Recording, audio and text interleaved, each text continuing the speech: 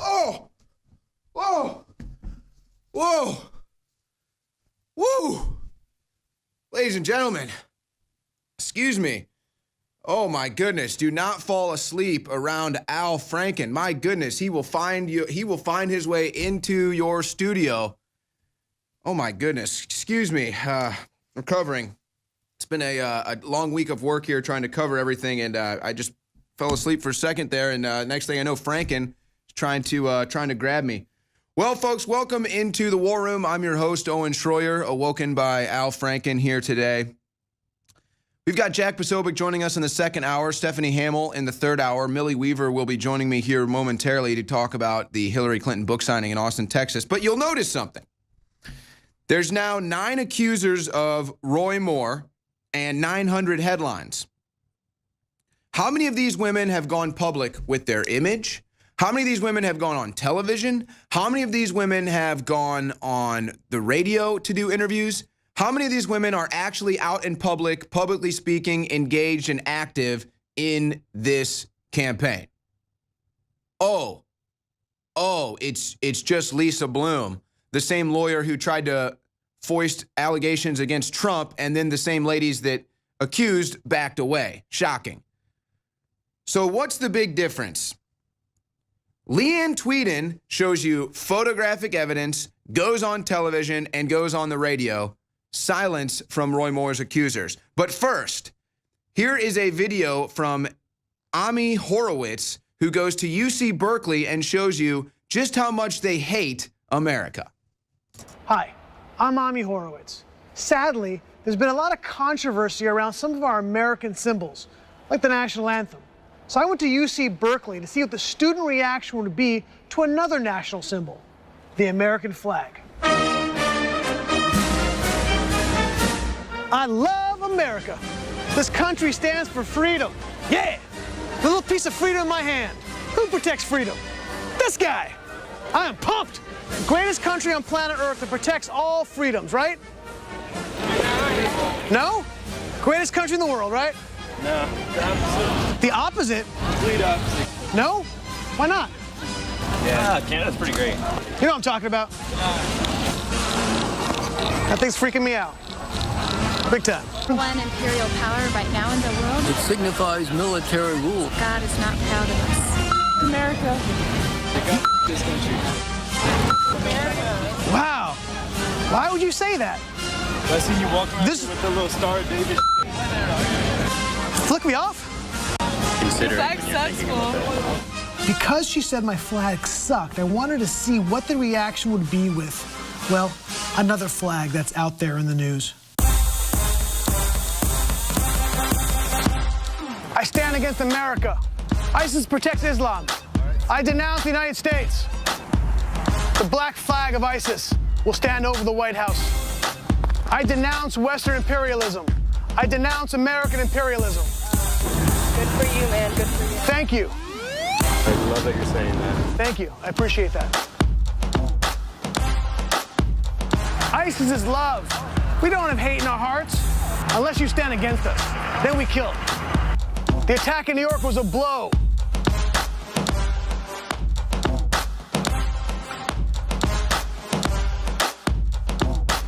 I flaunt your American smoking rules.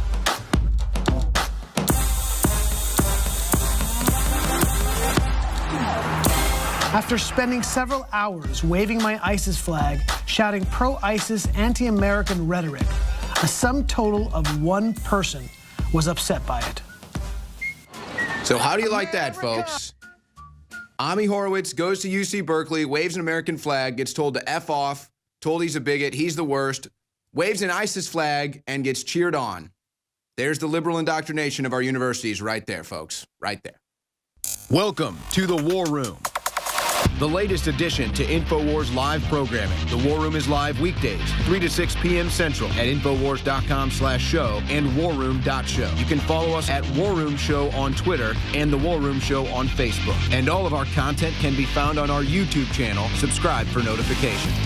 Owen Schroyer and Roger Stone bring you the day's biggest stories, as well as the latest breaking news, with a no-holds-barred, aggressive approach and commitment to bringing you the most cutting-edge analysis and information.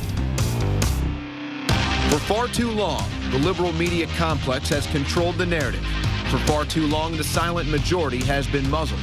The silent majority is no longer silent, and we control the narrative now. This is the War Room.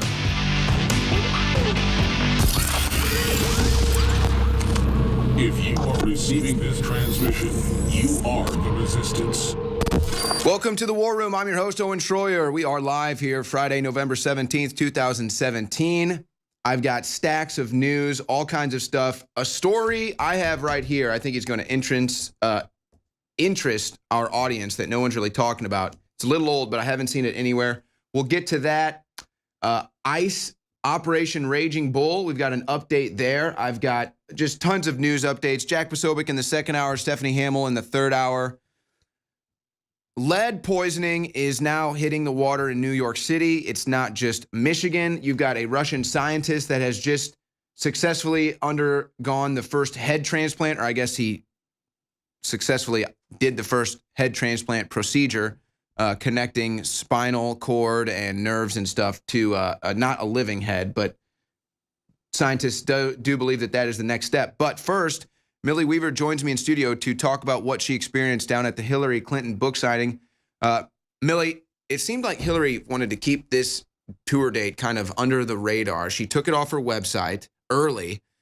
You couldn't really get into this. I had a couple people said that they tried to infiltrate. They couldn't do it. It was really tightly locked down. Oh, yeah. What did you experience when you were there?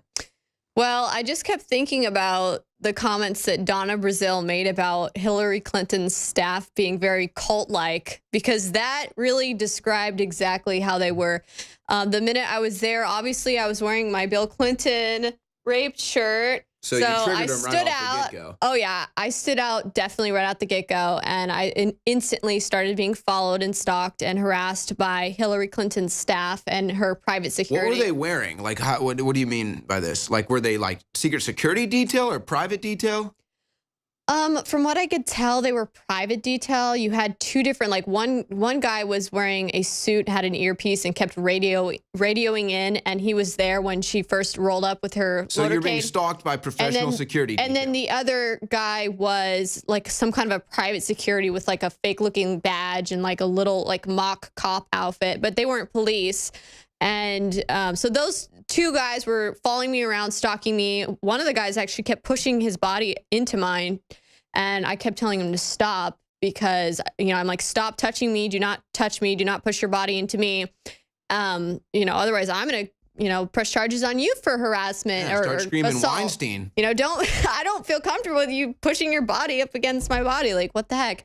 And it was just the amount of liberals there that were just completely in the mindset of cult following was insane. Like, they were so triggered by my shirt.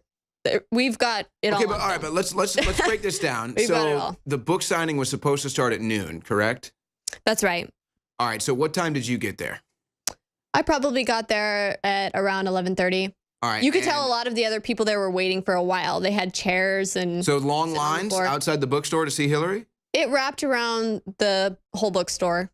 So It you would did. say probably a couple hundred people? You know, with how many liberals we have in Austin, there were maybe 1,000, maybe even 1,000. And we've got the B-roll rolling behind us. We'll roll some of this footage in the next segment. All right, so you show up. You're about 30 minutes before the event is about to go down. There are some good people that are standing outside there, and they get fully triggered, the good liberals, by your shirt. Oh yes, And fully triggered. We'll play this footage, and you guys can hear the interactions in the next segment. So I'm just trying to get the idea. So why did security start following you, though? You weren't really harassing anyone or screaming, were you? No, I was just going and asking questions, talking to people. They just started following me around because I had this shirt. It So was you obvious. think just the shirt Oh yeah, triggered a response from her private security. And then they came over. One of them actually walked like almost to me, but then he did an about face when he saw the InfoWars moniker. And then as soon as they realized InfoWars, that was when the following, stalking, harassing. There were other media outlets there that were talking to people, but I was the only one that was being followed around and intimidated. And yeah, of course, some of the interactions between myself and Hillary supporters, the Hillary supporters were getting pretty vile and nasty and yelling and stuff. So it was somewhat confrontational, but I wasn't being aggressive. I wasn't being disrespectful. I was just asking questions about. Did they address the Bill Clinton rape shirt? You know what's kind of funny is they got really triggered and upset about it. But did they actually address it though? Were they like, yeah, okay, Bill Clinton, you're right? Well, no, they said, well, that's from his past. Well, you know what? Then why are you guys highlighting Roy Moore's past? If you don't want to talk about Bill Clinton's past, what about Roy Moore's past? And I also said, you guys want to talk about all these women coming forward with this hashtag Me Too and them being sexually assaulted. But when I come out and try to bring awareness to this Bill Clinton rape shirt and the fact that he's had women accuse him of sexual assault, brutal sexual assault, rape cases. Exactly. They didn't want to hear it. They got so mad, so triggered. I had a woman try to smack the mic out of my hand.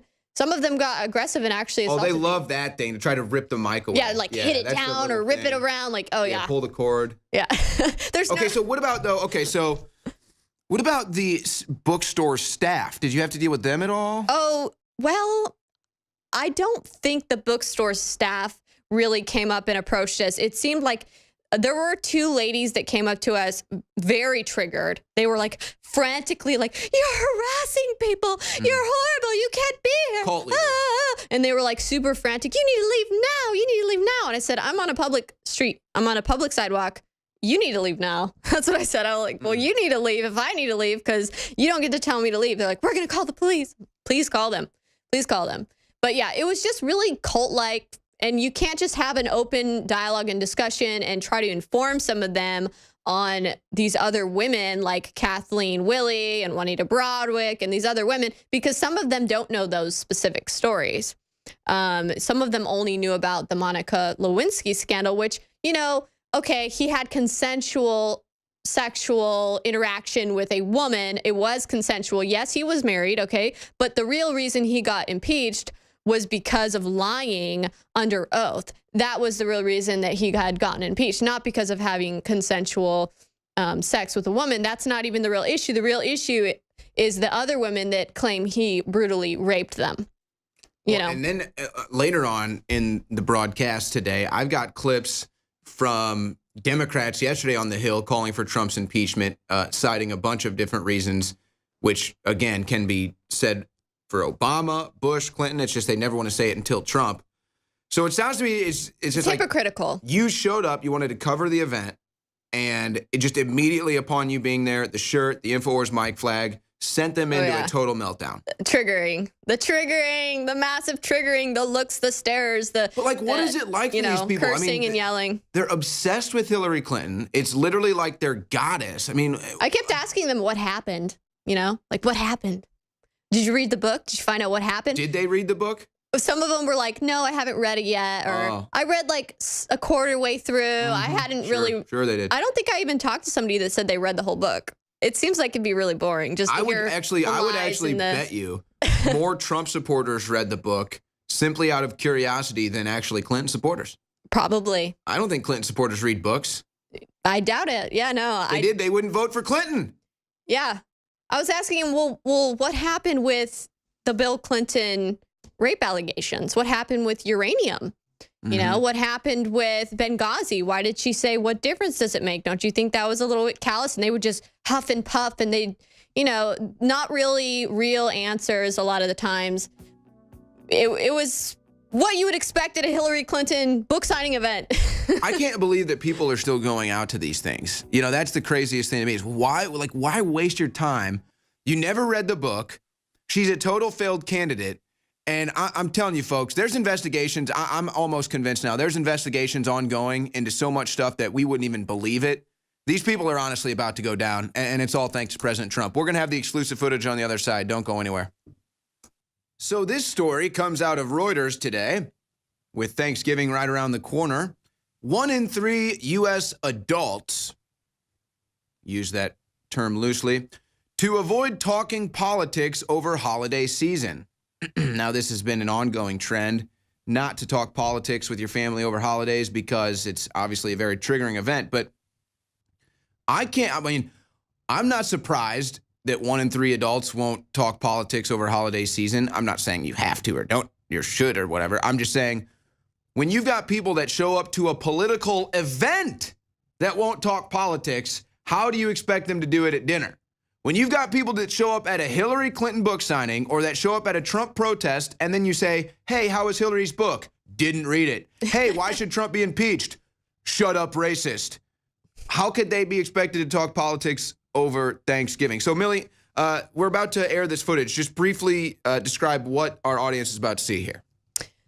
Well, you're just going to see massive amounts of triggering. But before we get to the triggering video, I wanted to touch on the fact that we caught Hillary Clinton needing help out of her car. And oh, you mean she's unhealthy? Oh, I mean, yeah, definitely. Like InfoWars reported and then it was called fake news and then was verified and vindicated time and time again? Do you remember hashtag Hillary, hashtag fainting Hillary? All of the times that we've seen her fall, faint, she was coughing up. She coughed up like little goblin eggs into a cup. Yeah. Oh man, that was so nasty. I was there. That was really bad. I've never seen anything like that. That was really bad. And the same way they have like this hovering, overprotective, crazy security and staff. We saw that again here today. And they even had a garage that was like shutting, and we just in the nick of time caught, you know, the footage of her getting helped up. I mean, the guy literally had to grab her arm and like lift her up. So she's still basically being tossed around like a sack of potatoes. Basically, I think what they did was they halted. Yeah, there she is. They halted the people at the front of the line from going into the bookstore so that she could then go and sit in her chair, stationary or whatever, probably. And that way she wouldn't be seen. Yeah, and there's her boot too. She's got a little boot on. She does have a boot. And a lot of people are wondering what happened. Was it a fall due to her ill health? Is she hiding an ankle monitor? Or is it just a legitimate injury? What do you guys think? I actually have a poll up on Twitter right now where you guys can vote to see what you think the real reason is that she has this boot on. I mean, you wouldn't need a boot like that to hide an ankle monitor, but I could see how Hillary Clinton would go to the utmost lengths to make sure nobody saw it. Well, without any more hesitation, let's now go to Millie Weaver's report from the Hillary Clinton book signing in Austin, Texas. What do you think about Hillary Clinton selling some of our uranium to the Russians? Fake news. That's fake news? Really? Yeah. What do you think about Bill Clinton and having all these women come forward about raping them? What do you think about Alex Jones's ridiculous behavior on air and his ranting and raving and his, Is ranting and raving and being entertaining against the law? I don't consider it. Is he running for office? I see you're using his network, though, and you've got, his propaganda imprinted on your brain. But don't you think that Hillary Clinton as a woman, if she's really for women that haven't been, sexually assaulted and stuff, don't you think she should have divorced Bill? Have a nice day. What do you think about Bill Clinton? Whoa, whoa, somebody got triggered here. That you don't grab my microphone. I won't grab any of your personal items, ma'am. Scare you? Are you a little snowflake? I'm so sorry. Doesn't scare me, but I have boundaries here. All right, this is amazing. Oh, it's so sad. You're so pathetic. Oh my! I was literally about to say how pathetic she was. Looks, hostility. Hello. I wonder why. I wonder why. Oh, you've been nothing but shirt? sweet. Is it because of my shirt? I think it's because you work for that trash organization. Yeah, because of InfoWars. Because of InfoWars? Which is a... That's what they've done. They dehumanized us. That's what they want. They want to dehumanize us. They don't have a real argument. And how you're not real journalists. Okay. Well, let's talk about We're not real people. CNN, We're not even real NBC, people. all of these other mainstream media organizations that have been caught in fake news over and over, time and time again. Yeah, give me an example. They were pushing that Trump was lying about having been spied on by the Obama administration, okay? And guess what? then later they had to say, oh, wait, we were wrong. And while InfoWars all along was saying, no, we have sources that say that that was true. And guess what? It came out in congressional hearings that, yes, Trump was being eavesdropped on. What do you think about Juanita Broderick He and can't even show his Kathleen face. Willie This guy's and the women that have come ridiculous. forward? He looks like making he's in a lot of pain. accusations He's that Bill triggered. Clinton Just trying to brutally think raped is them. hard for him. I don't really know. I mean, I'm really You're giving me a hungover. headache, making me think. I had a lot of male vitality My brain supplements hurts. last night. Getting really excited for this event. And I went to the chili parlor this morning to eat a big bowl of chili, and I just... Oh, he's trying to make fun of Alex Jones. I don't know what I'm talking about right now. I don't even He's know her name LARPing. right now. I think, what is this Hillary Clinton? I don't know. My kids got taken away from me. I'm just really depressed right now. This is a mistake for me talking with y'all, but I wish y'all the best. So. You seem pretty triggered right now. Not really triggered. I'm just really depressed and a little hungover. You're shaking and... I'm really hungover. My kids got taken away. Whose kids got taken? Your kids got taken away? Yeah, you know, my kids got taken away. My wife took them away from me. I'm just Oh, really boy, these depressed about people. that. He's LARPing. I know he's trying to troll me. Alex didn't lose his kids. Yeah, I just, you know, I'm It's funny that you say that because you obviously followed the first part of the case, but you didn't follow it to the end to find out that he actually got primary You can custody tell of his this guy's kids, actually so in that's pretty pain funny. right now. Yeah. I'm sorry. He was I shaking. need for you to go because you were upset. Okay, this is part of her For staff. you to go. We care about our customers. Hey, This is a customer let's event. both go. Oh no, okay, so this is the book people. Okay. Other people to This come was get you out of part here. Call him. Yeah, Call they him. work Do you know there. where I'm standing right now? That's the funny part. Do you know where I'm standing? I'm So standing they're actually on working the at the public bookstore? Yes. sidewalk. This is Oh, fine. boy. You're They're being lucky that you were inappropriate, there and you know and you're not being me. inappropriate. Please go. I would probably made him cry. Really, like, this is like tyrannical right here. You don't believe in the First Amendment, do you? You are being inappropriate. You are upsetting people. You're so You need to go. inappropriate, Millie. Are you Go. upset? Is that why? You have upset people. You know you did it. You need to go. You know you did it. You know you did it. Look at this. Send the Secret Service here then. Inappropriate, and you need to. She's got her nasty woman shirt on. Look at her. She's upsetting people, and she's causing an issue.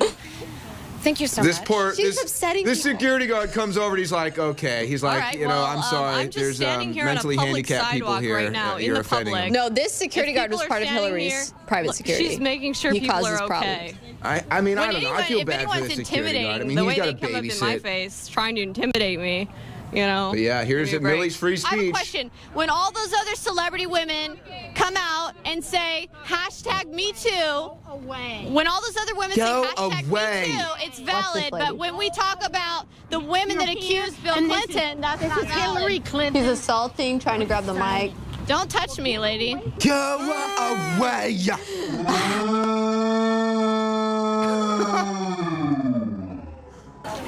Wow. You suck. Okay. Well, She said, "You suck." I can't say I'm surprised by anything I just saw there. Yeah. A bunch of pathetic.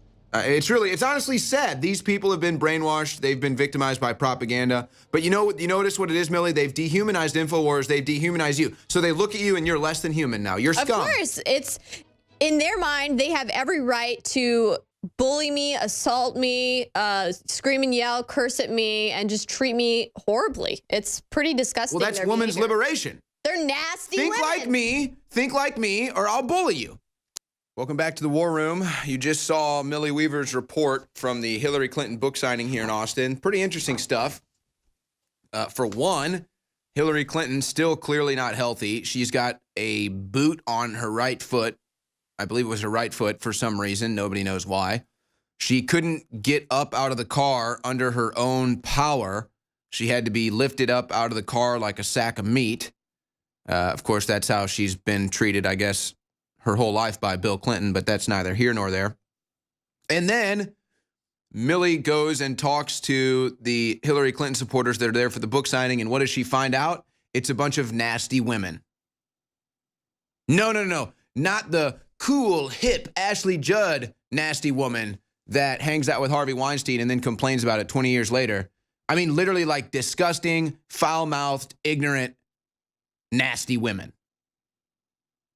So you saw how much they hate InfoWars, folks, and that's not because they know who we are or follow what we do or have ever actually probably listened to an Alex Jones show or any of our broadcasts here at Infowars.com. They've never tried our products. They've never looked into any of the stuff we talk about that always ends up being right.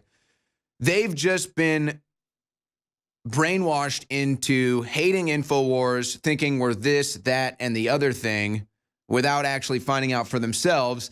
And this is how they dehumanize us. And then once they dehumanize us, then they can erase us and there won't be any cries because we're not human. So that's how that works. But thanks to you and your support at InfoWarsStore.com, we are independent and they cannot just erase us as long as you support us. We've got new products at InfoWarsStore.com. You can see right there in the fold, Carnivore and Floralife, 2 new products at InfoWarsStore.com, both at an introductory price of 33% off. And then 50% off specials going on right now include Caveman, Z-Shield, Vitamin Mineral Fusion, Super Blue Fluoride-Free Mouthwash, and Secret 12 Vitamin B12. All of those products are 50% off. DNA Force, that's currently in stock right now, 25% off. And everything that I've just mentioned falls under the free shipping category because you have free shipping going on store-wide at InfoWarsStore.com. So check out some of our great supplements at InfoWarsStore.com. Check out some of our t-shirts, ball hats, water purifiers, air filters, emergency food supplies. We've got just about everything. Home products, soap, deodorant, toothpaste. You can find just about everything at InfoWarsStore.com. So help us not be erased by the establishment and by the liberals that hate us and don't even think we're human. But isn't that sad? Honestly, it's sad that because of my political beliefs, I literally could never get along with those people. And it's not because I don't want to get along. It's because they don't think I'm human. They think I'm total scum and I am the lowest form of life on earth simply because I'm a Trump supporter. They don't know anything about me. They don't know anything about my past. They don't know anything about what I do every day. They don't know anything about Millie. They just hate her because she has an InfoWars mic flag and because she knows what Bill Clinton has done in his past. So that's the type of attack that we are under. Now, President Trump is under attack as well. So you know what I'm going to do in the next segment? In fact, guys, we're actually missing a clip here. So let's make sure that we find this clip in the break. I've got the one clip that I put in there that's impeached Trump, but someone else put together another clip of Steve Cohen. It's actually a time clip. You can get it. It's about 5 minutes long. So I want to have both of those clips in the next segment. So we'll get to that. First, let me just get to some news here that I've got. So this story's gone viral. Navy admits to being involved in obscene art, if you will, in the sky. And this is in Washington. Officials with the Naval Air Station said one of their aircraft was involved in obscene sky writings spotted in Okanogan County. And basically what you have here is, I guess, a naval aircraft drew a phallic image in the sky. Twig and berries, if you will. Now, here's my angle.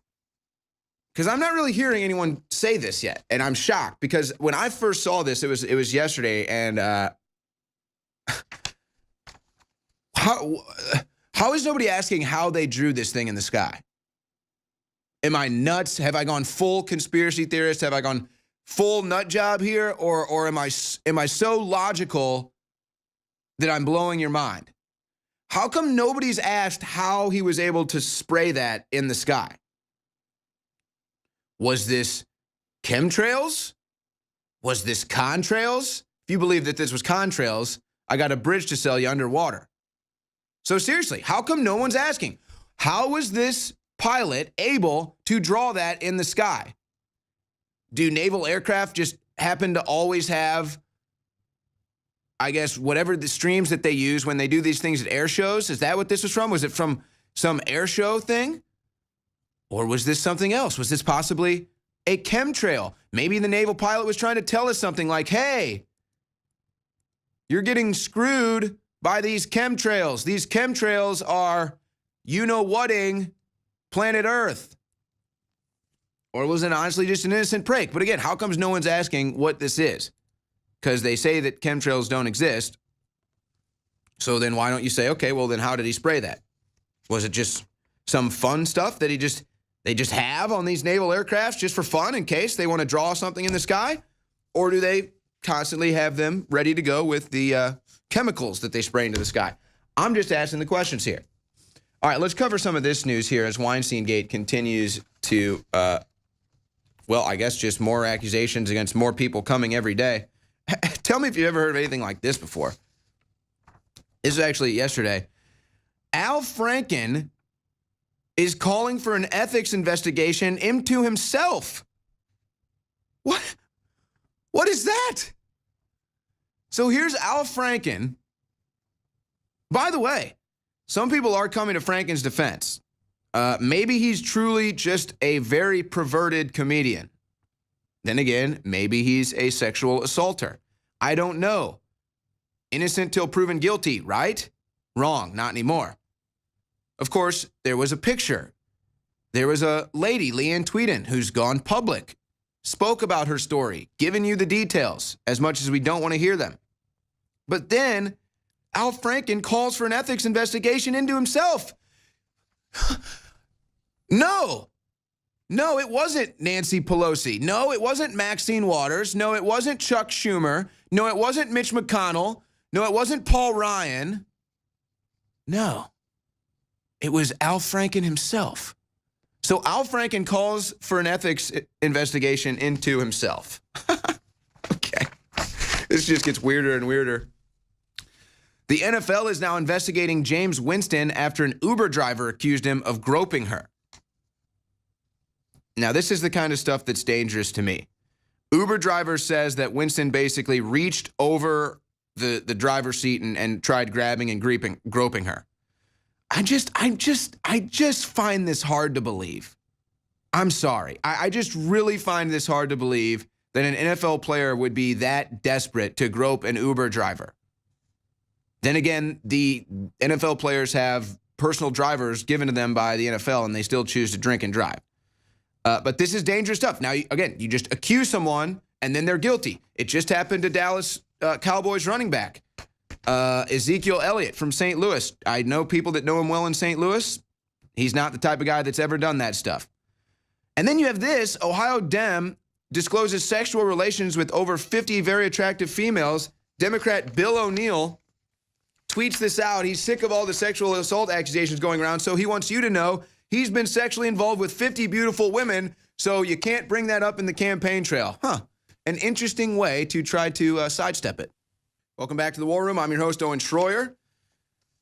And we are going to be joined by Jack Posobiec in the second hour here, just in about 25 minutes. Stephanie Hamill will join me in the third hour, and she actually has got some breaking news that she brought to my attention that we're going to be covering. So I'm looking forward to that.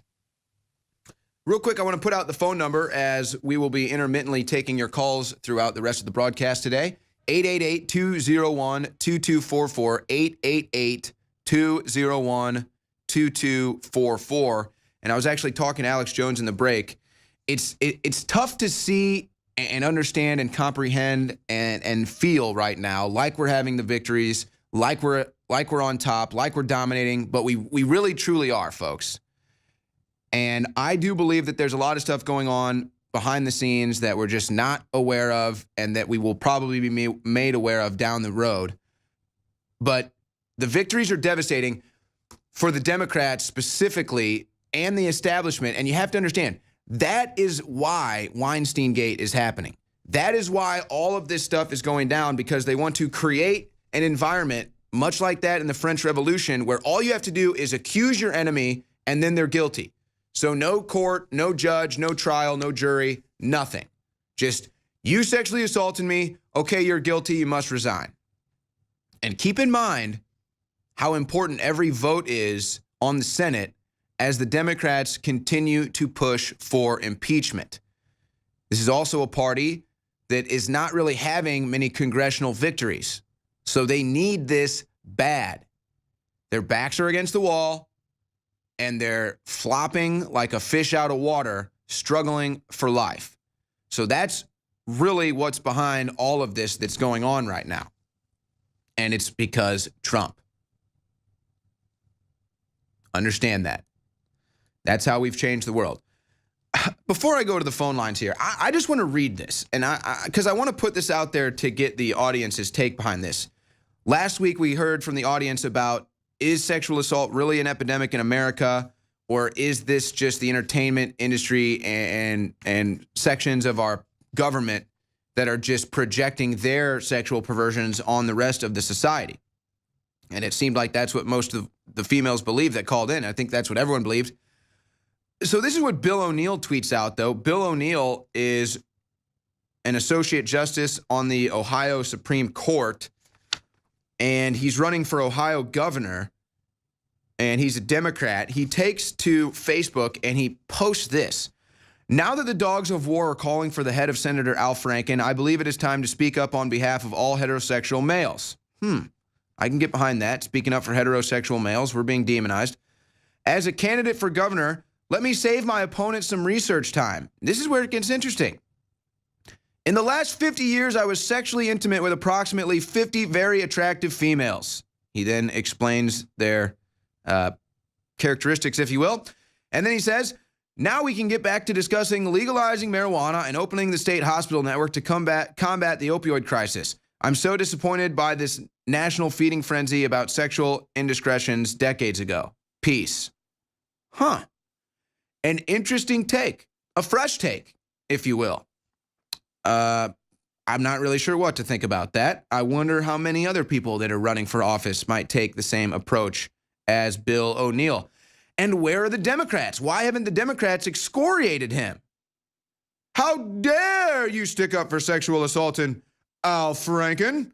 How dare you say you were intimately sexually with women? How dare you be a heterosexual? How dare you?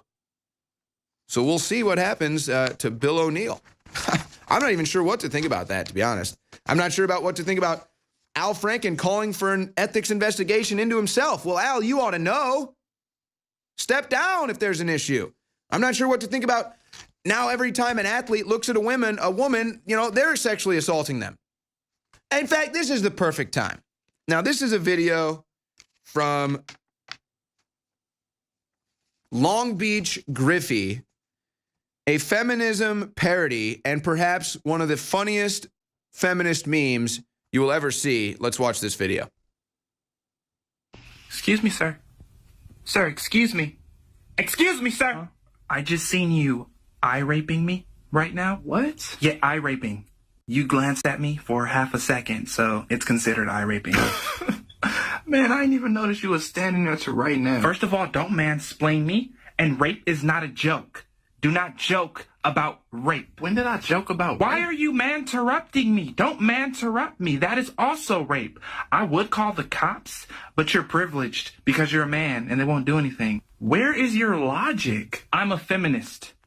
We don't use logic. You don't need logic to prove that all men in the world contribute to a rape culture, all women are oppressed, and that there is a gender wage gap. There is no wage gap.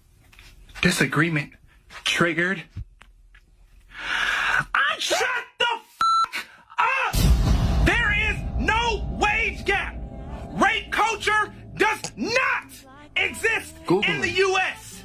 And mansplaining is not a thing. Do your research. It's not a thing. Google it. Do your research. Mansplaining is not a thing. You're ignorant. Go tweet that. Do your research, bitch. Do your research. All right, so that's Long Beach Griffey. Apparently he's on Facebook. I don't have Facebook. So, guys, let's see if we can get Long Beach Griffey on, because that video itself is worth having on the show. That was just some absolute brilliant work. I've already watched it 10 times. Otherwise, I'd probably be crying in laughter right now. But watch out. Watch out. That's what they're going to say next. Oh, my gosh, he looked at me. That man raped me.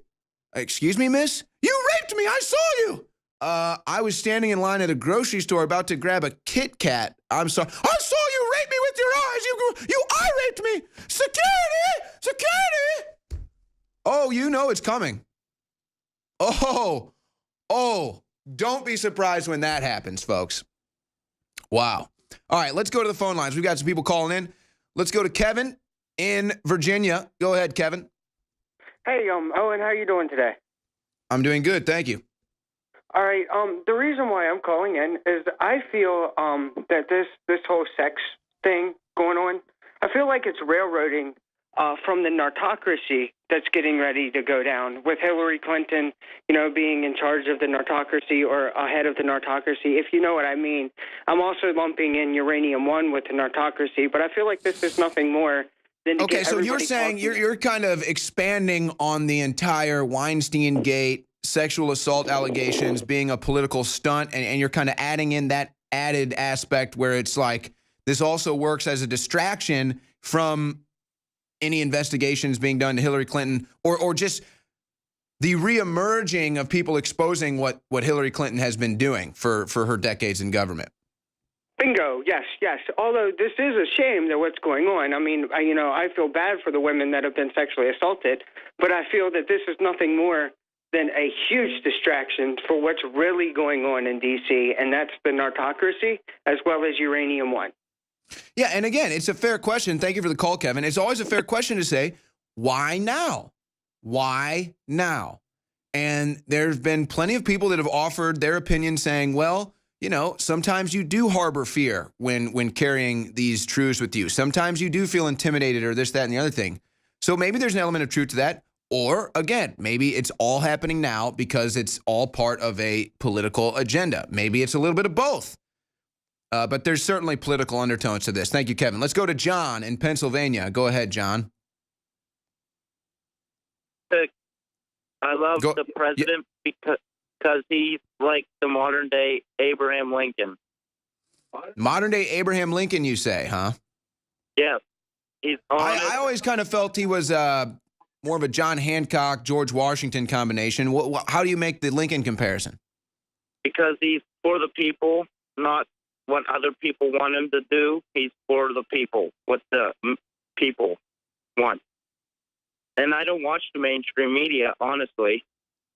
And the one thing, too, about Lincoln that I think Trump kind of has or shares, except probably even more so, is, Abraham Lincoln at the time was such an icon of pop culture. Like, you couldn't go anywhere without Abraham Lincoln, being a subject of discussion or polarizing things. That kind of like what you're seeing with Trump now. I mean, Lincoln was probably the last president to be that polarizing, that popular, that ingrained in pop culture and just everything that was anything. So it's interesting. But yeah, plenty of support in Pennsylvania. He's reopening the mines up there, and I think he's going to see continued support in Pennsylvania. And maybe Pennsylvania might just keep going red in these presidential elections down the line. Very interesting. Thank you for the call, John in Pennsylvania. We'll be right back on the other side. Jack Posobiec joins us. Don't go anywhere. Ladies and gentlemen, Paul Joseph Watson does great videos.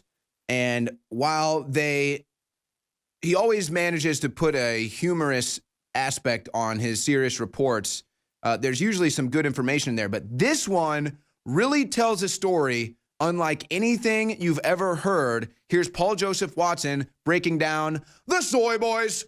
Is soy food consumption turning men into and making them more likely to adopt left-wing beliefs? You've probably seen the BuzzFeed Try Guys video where they measure their testosterone and it's literally half or less the normal level for a man. Their testosterone is so low, it's below the average for an 85 to 100-year-old man. We're all super freaking hot. Imagine my shock. Stop it right now. And as we know, the only men who seriously watch BuzzFeed are tofu-eating, male feminist virtue-signaling, beta-orbiter soy boys. Which led me to this, one of the funniest things on Twitter ever. This guy's compiled a huge list of the most virulently insufferable far leftists on Twitter. And guess what? They all consume soy products in copious quantities. Soy boys. Remember Will Wheaton, the twat who insulted Christians immediately after the Texas church massacre of Christians. He's a soy boy. The Pez-neck New York Antifa professor who constantly tweets about wanting cops to be killed. He's a soy boy. Casey Newton, the Verge editor who said he'd walk through fire for Hillary Clinton. He's a soy boy. Arthur Chu, the Jeopardy winner who's such a good feminist, he wants to wipe out all men and admits he can't satisfy his wife. He's a soy boy. He's such a soy boy, he thinks Starbucks charging extra for soy milk is racist. This guy who said he was suicidal because he's ethnically white. He's a soy boy. This Tumblr male feminist who brags about how woke he is. He's a soy boy. This dude who's such an ardent feminist he took his wife's last name. He's a soy boy. This idiot who thinks saying all lives matter is racist and hates his own family because they're conservative. He's a soy boy. This communist who thinks anyone who disparages soy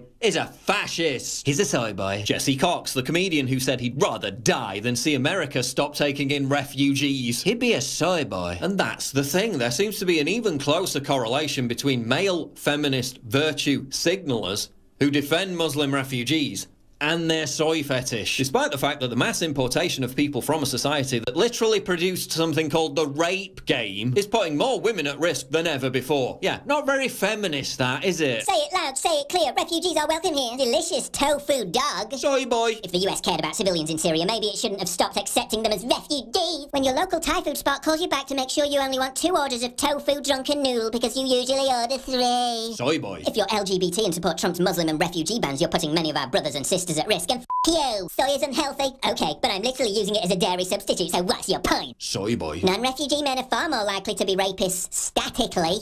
Stop being a xenophobe. This guy posted a picture of his soy-filled fridge, then said if his own son turned into a woman because of eating too much soy, he wouldn't see it as a negative. Soy boy. I wonder if the Norwegian guy who felt guilty about the Muslim migrant who raped him being deported is also a soy boy. Bet he is. What is it about soy that turns men into such spineless wimps? I mean, this guy is such a total it's stunning. Soybeans contain high amounts of phytoestrogens, organic compounds that mimic the female hormone estrogen in the human body. This reduces testosterone and lowers male sperm count. Men who eat half a serving of soy a day have 34 million fewer sperm per millimeter than those who don't. Men with low testosterone have impaired sexual functioning. They lose their libido. Men with high estrogen take on feminine traits. They find it harder to handle stress. I'm triggered. They become less assertive. They become low energy. Their voices get higher, their genitals shrink, they lose muscle tone, and they lose hair. The fact that they use soy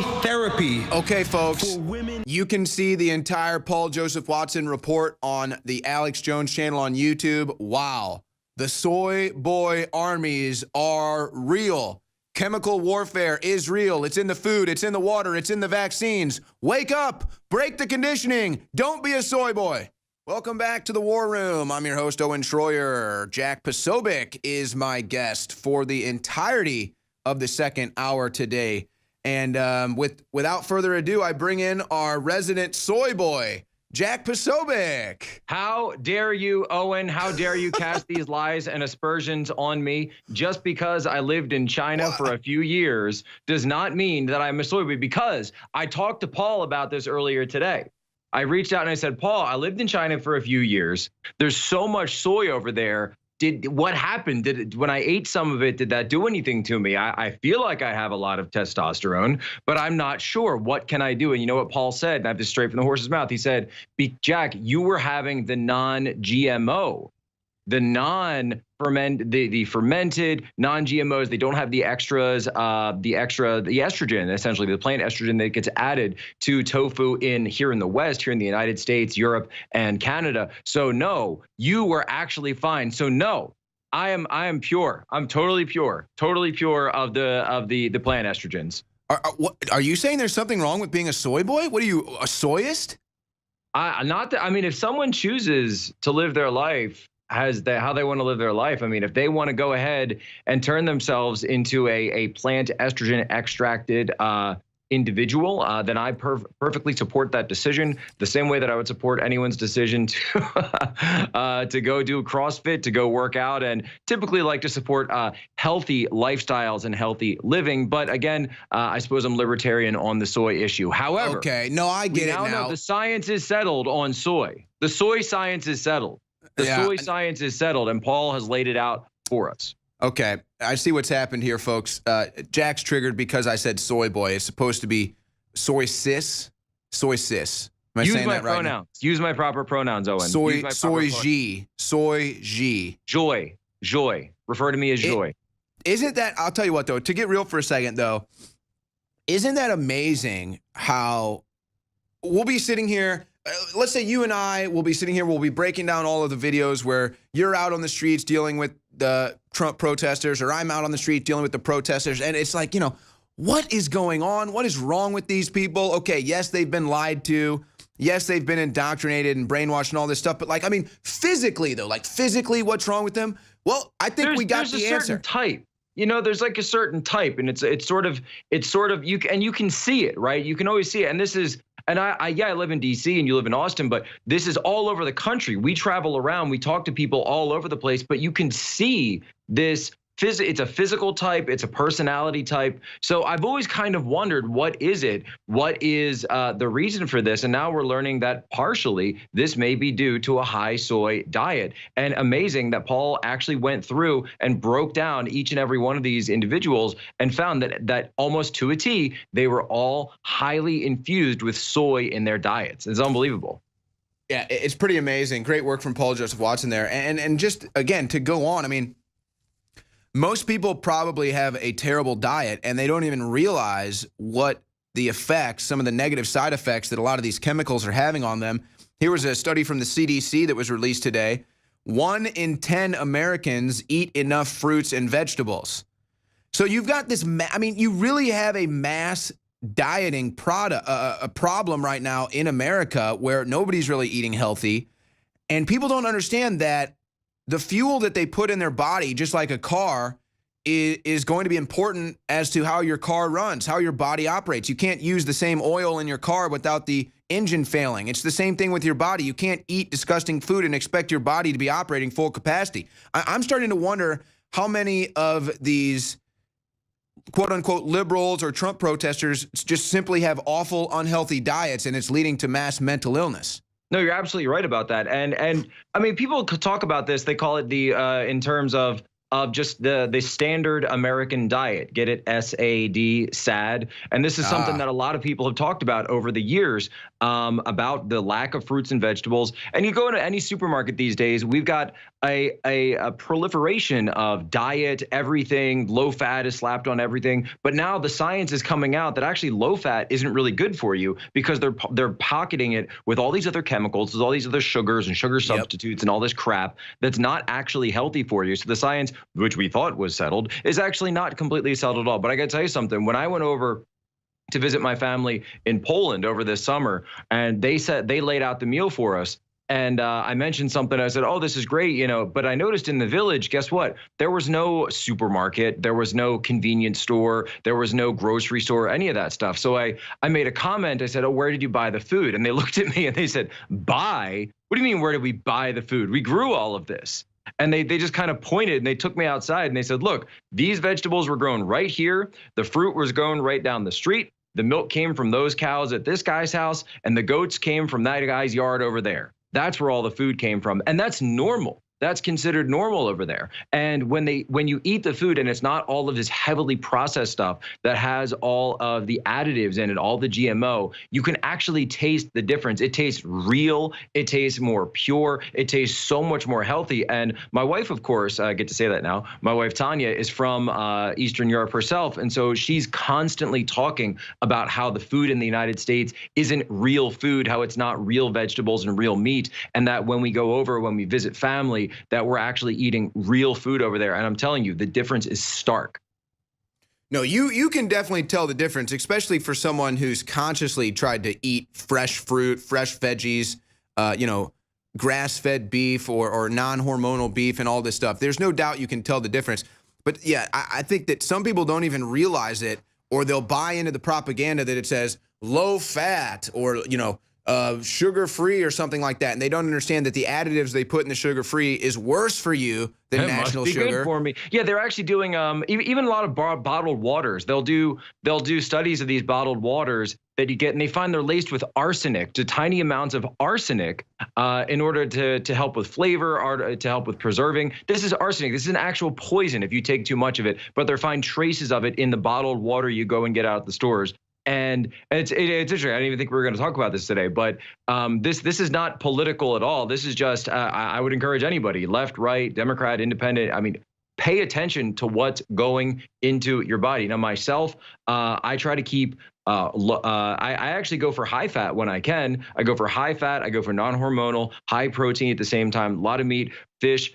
Fresh fish, veggies, fruit, no alcohol. I don't do alcohol at all. That's personal choice. Myself, my wife, we don't do that. And I don't smoke at all either. So that's a lot of steps that I take because guess what? I intend to be around here for a long time. We have a huge generational fight that we're in right now. Why would we not want to keep ourselves, our bodies as healthy as possible? You talk about personal property. Well, your body is the last stage of personal property that you have. So why would you go and simply just put whatever people are telling you? Oh, I go to McDonald's, put the McDonald's burger in your mouth. You know, that's what we're all mass produced to, mass advertised to, I should say. But I would absolutely encourage people that listen. You don't.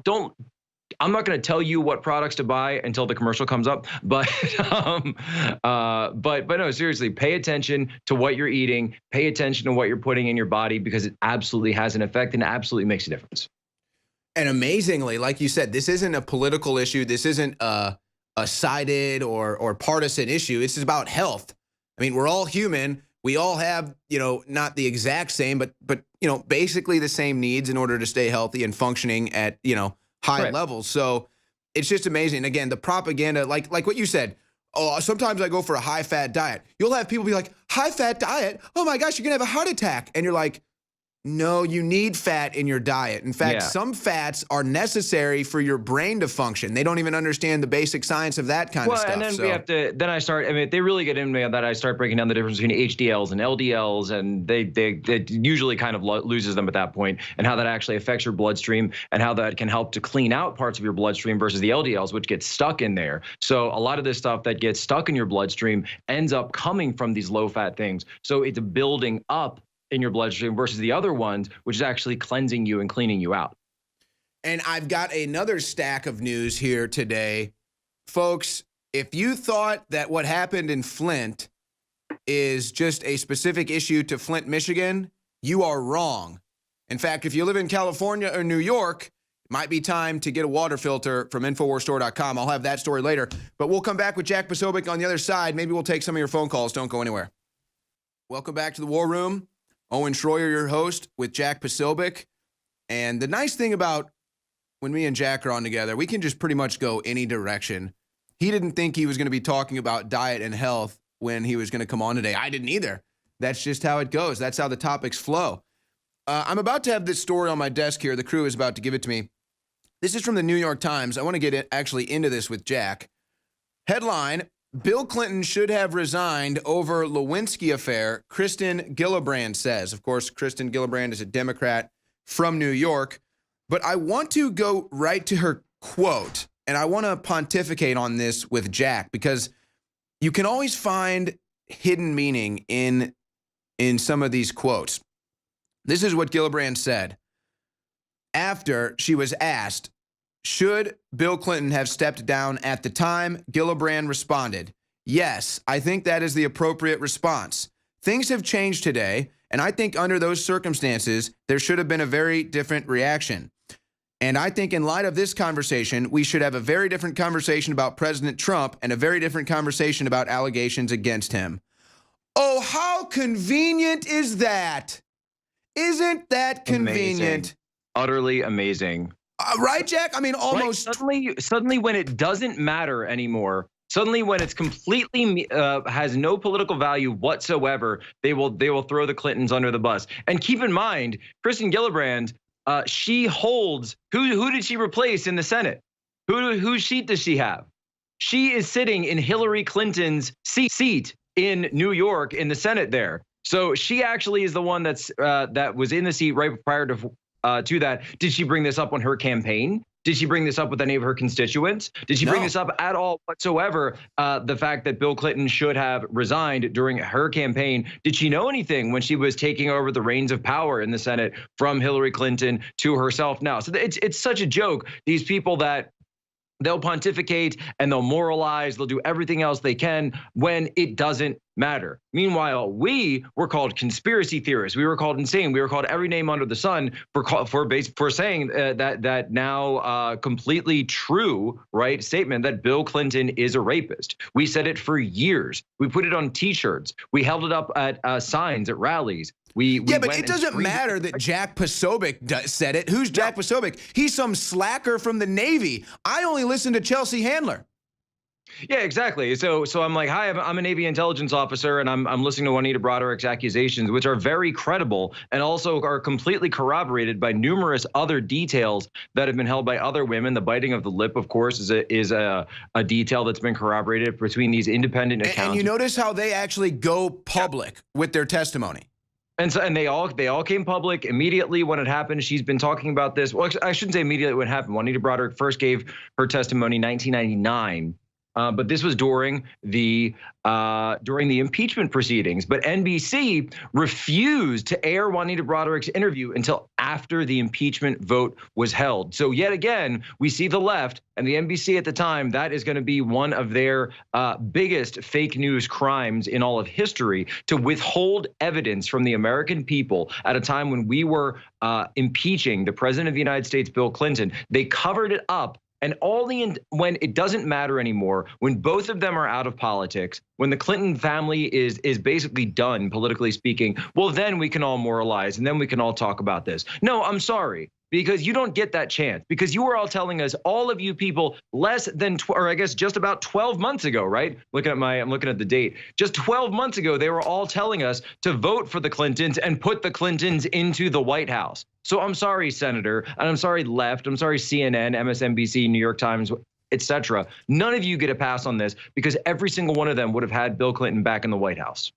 Oh, and let's be perfectly clear, too, because when the impeachment proceedings were ongoing, Bill Clinton said numerous times he did not have sexual relations with that woman, and the media let him get away with it. Now Trump has the Billy Bush tape comes out and says that was just locker room talk. No. Oh, no. Don't you try to say that was locker room talk, President Trump. We know who you are. Even though Bill Clinton literally did these things with a cigar, bit people's lip, made them bleed, did it in the Oval Office, and then lied about it, in my opinion, perjured himself. That's okay. No media freak out over this. He said to Juanita, you better put some ice on that. He said to Juanita, caring guy. better He's put a some caring ice guy. on that when her lip was bleeding after he raped her. But I want to translate this. Let's go further. Here's another thing, because I'm telling you, when they're speaking, you can translate it and you can see what they really mean. Gillibrand goes on. She says, what the Me Too movement has done is transform this debate. I think because when you have hundreds of thousands of people coming out every day about all industries saying, this is what happened to me, I think a lot of people have finally realized, wow, I didn't realize this. So let me just break this down for you. What Christine Gillibrand is admitting in this interview, she's saying, times have changed. Trump is president. The establishment is losing control. So we are freaking out and we have to do something about it. So now it's okay for us to accuse everyone of sexual assault because we're not in control anymore. Before, we were in control with Bill Clinton and the media, so it was not a good time then. Things have changed now. We can call Trump out. Then with the Me Too movement, she's basically admitting, yes, we're using the Me Too movement to create a political atmosphere where if we accuse you of being a sexual assaultant, you're guilty. What do you think, That's Jack? a great point. That's actually a great point. I still how you put that together. I didn't even put that together myself when this originally started. The Me Too movement is supposed to be about sexual assault, right? It's supposed to be about letting victims come forward and giving them a chance to hear them publicly and in a safe way to know what happened and to know what's going on. But here's Gillibrand saying, no, it's actually a political agenda. It's actually a political movement by the left designed to take out Trump, designed to take out Republicans, designed to be used for partisan ends. Well, isn't that the exact opposite of what we should be trying to do? We should be trying to get down to the truth, regardless of party, on which case it was. Now these allegations, of course, came out about Roy Moore, and however, Gloria Allred seems to have trouble being able to answer the question about a lot of the questions that have arisen about this signature. And even CNN and NBC, I got to give them credit, they're asking her this question, and she refuses to answer about the authenticity of the signature in that yearbook, which she held up at that very public press conference. Now, because here's the thing, Owen, what they're trying to do is they're trying to make sexual assault the new race card. They're going to try to make this, so they called Trump a racist, they called him Hitler for all year, it didn't work. Now they're going to call all Republicans rapists. They're going to say you harassed, you groped, you did this, you did that. They're going to say it up and down, and they're using Roy Moore as a test bed. If this sticks, they are going to do it to every single Republican candidate in 2018, and they're probably going to do it to every single one of us on the right, every single one of us that's a free thinker, that's out in alternative media as well, because they're going to try to find a new weapon to use against us, and this seems to be what their new case is, the new arrow in their quiver. And you will see some blowback. There will be some blowback from this. I think that the perfect example is Al Franken. There's your blowback. Yeah, there are some creeps out there that probably been doing some inappropriate stuff. And Leanne Tweeden's like, all right, we're going to go there. I'm going to go there. Except there's a little difference here. I got the photo evidence. I got my own accounts. I'm willing to go public. President Trump tweets out, what about pictures 2, 3, 4, 5, and 6? We're going to get more into this on the other side because this is truly the agenda. This is what we do here on the War Room. We translate the liberal doublethink.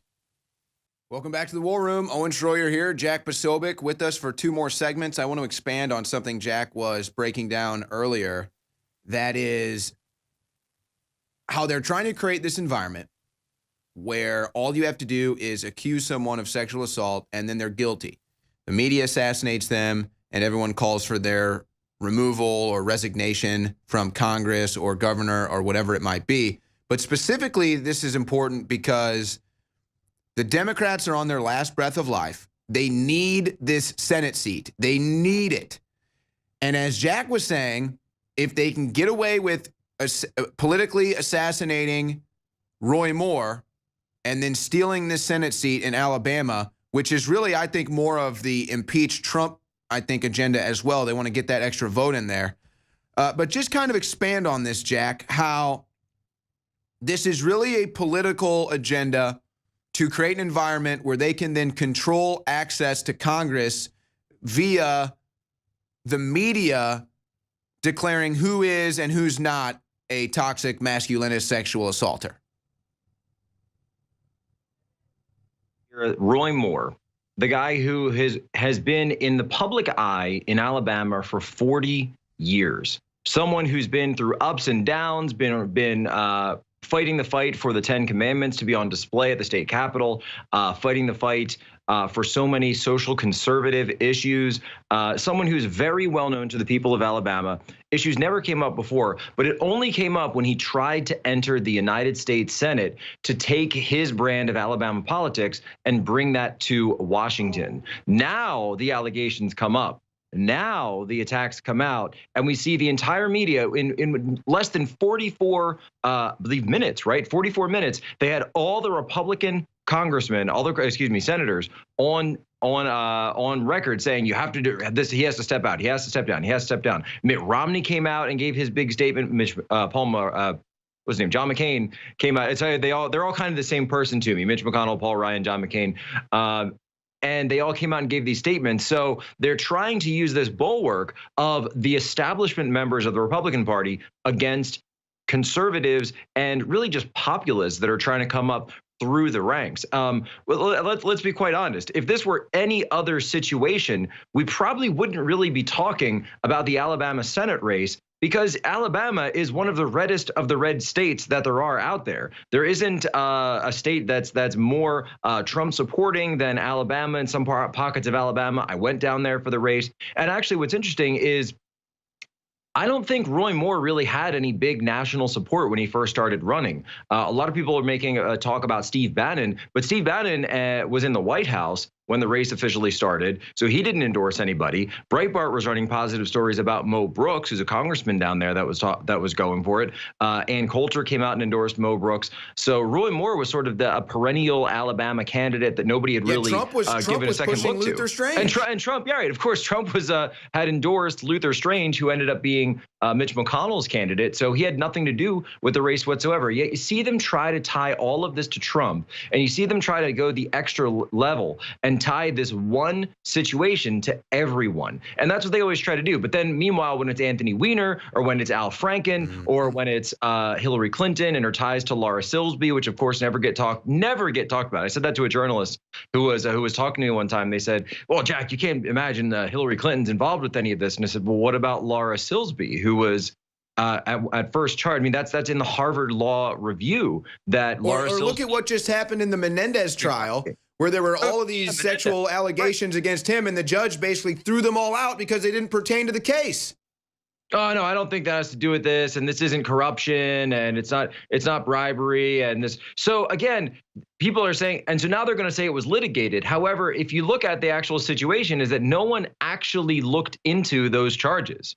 No one actually investigated those other than the Department of Justice, which said they were credible. But then the judge threw them out because he said it didn't pertain to the bribery case. So well, to be fair, that is actually how you should handle that. I mean, to be fair, no, it's actually true. I would agree with the judge in that case. That if it's a bribery charges that the trial is about, then okay, if this wasn't directly related to the bribery, then it shouldn't be heard as part of the case. But at the same time, are we going to see charges brought against him for these allegations, which again were made by the Department of Justice? This is not something that just they always want to say people on the internet, and then they turn back and they say, well, that's just a conspiracy theory. Infowars said that. Infowars said that, right? Yeah. So if you remember, you know what else used to be a conspiracy theory? I remember back in 1998 when Hillary Clinton first came out and talked about Paula Jones and Juanita Broderick and Monica Lewinsky and said this is a vast right-wing conspiracy theory,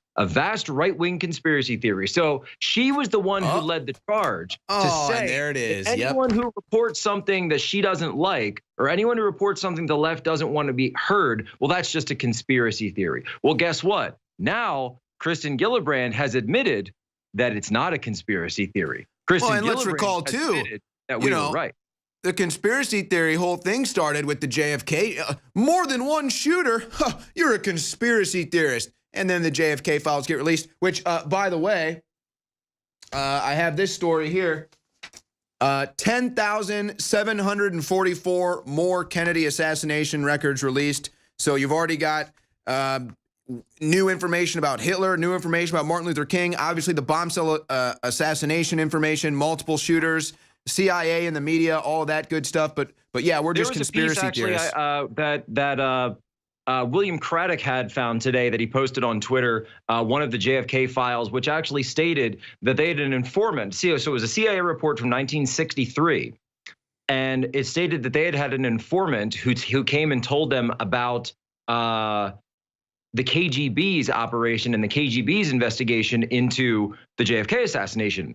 And what they concluded was the KGB concluded that actually it was a conspiracy of the military industrial complex and they called them monopolists. We would call them globalists, right? These sort of corporate titans that are tied into the global markets and global industrial complex that was behind this assassination, because Kennedy essentially was a peacenik, because he was looking for diplomatic solutions. He was looking for détente with the Soviet Union. He didn't want to get into Vietnam, all this stuff, which later was very much popularized by the Oliver Stone movie. This was all the way back in the 60s. The KGB was saying the same thing.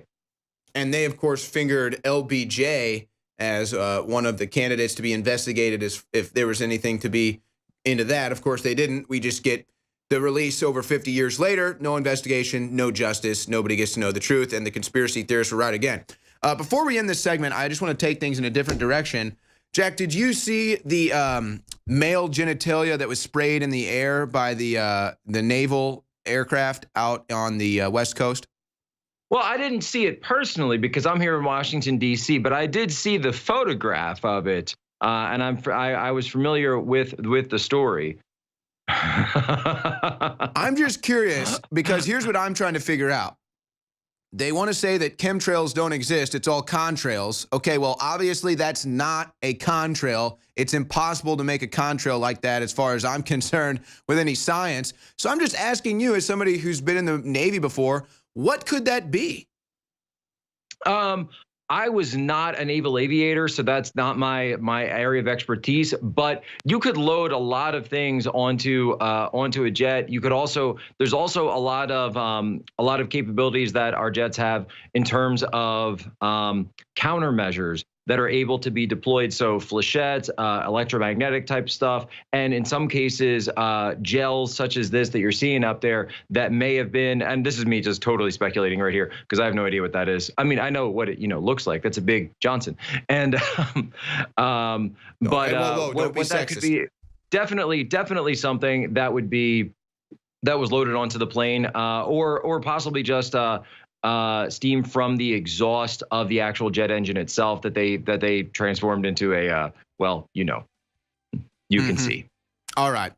Well, I'm just trying to figure out what it is because nobody seems to be asking, what chemicals are you spraying out? It's just, oh, there's a phallic image in the sky. I'm sure that's perfectly normal. You're a conspiracy theorist, though, if you think chemtrails exist. But it could have been dozens of things, as Jack was telling us. All right, we've got one more segment with Jack Posobiec on the other side. Don't go anywhere. I think we'll take a couple of your calls. This is the War Room. Well, you already had the Golden State Warriors decline an invitation to the White House after winning the NBA championship. Now you've got NCAA champion South Carolina declines White House invitation. The Chicago Cubs enjoyed their visit to the White House. The Pittsburgh Penguins enjoyed their visit to the White House. I have a feeling that all of these teams that are boycotting the White House are going to look back 20, 30 years down the road and be kicking themselves that they didn't visit the White House in the greatest president in the history of this country, perhaps, time in the White House. And with that, we will bring Jack Posobiec back in. In fact, what we'll do is we'll actually go out to the phone lines. Let's go with Eric in Florida. You're on air with Jack Posobiec. Go ahead. Hi, Ellen. Great to talk to you. How are you and Jack doing? Doing great. How's it going, Eric? Okay. Good. Just wanted to make a comment, actually, like a question. It was back in 97, give or take 1 year. I had a girlfriend, and I spent a lot of time with her. I actually stayed over the house many times. Wow, you sound like a sexual assaultant, probably. Probably. Here it comes. Probably shouldn't make that joke. They'll actually come after you. Bad taste. Go ahead. Anyways, she told me about she said she had a cross-dresser, if that's the right term.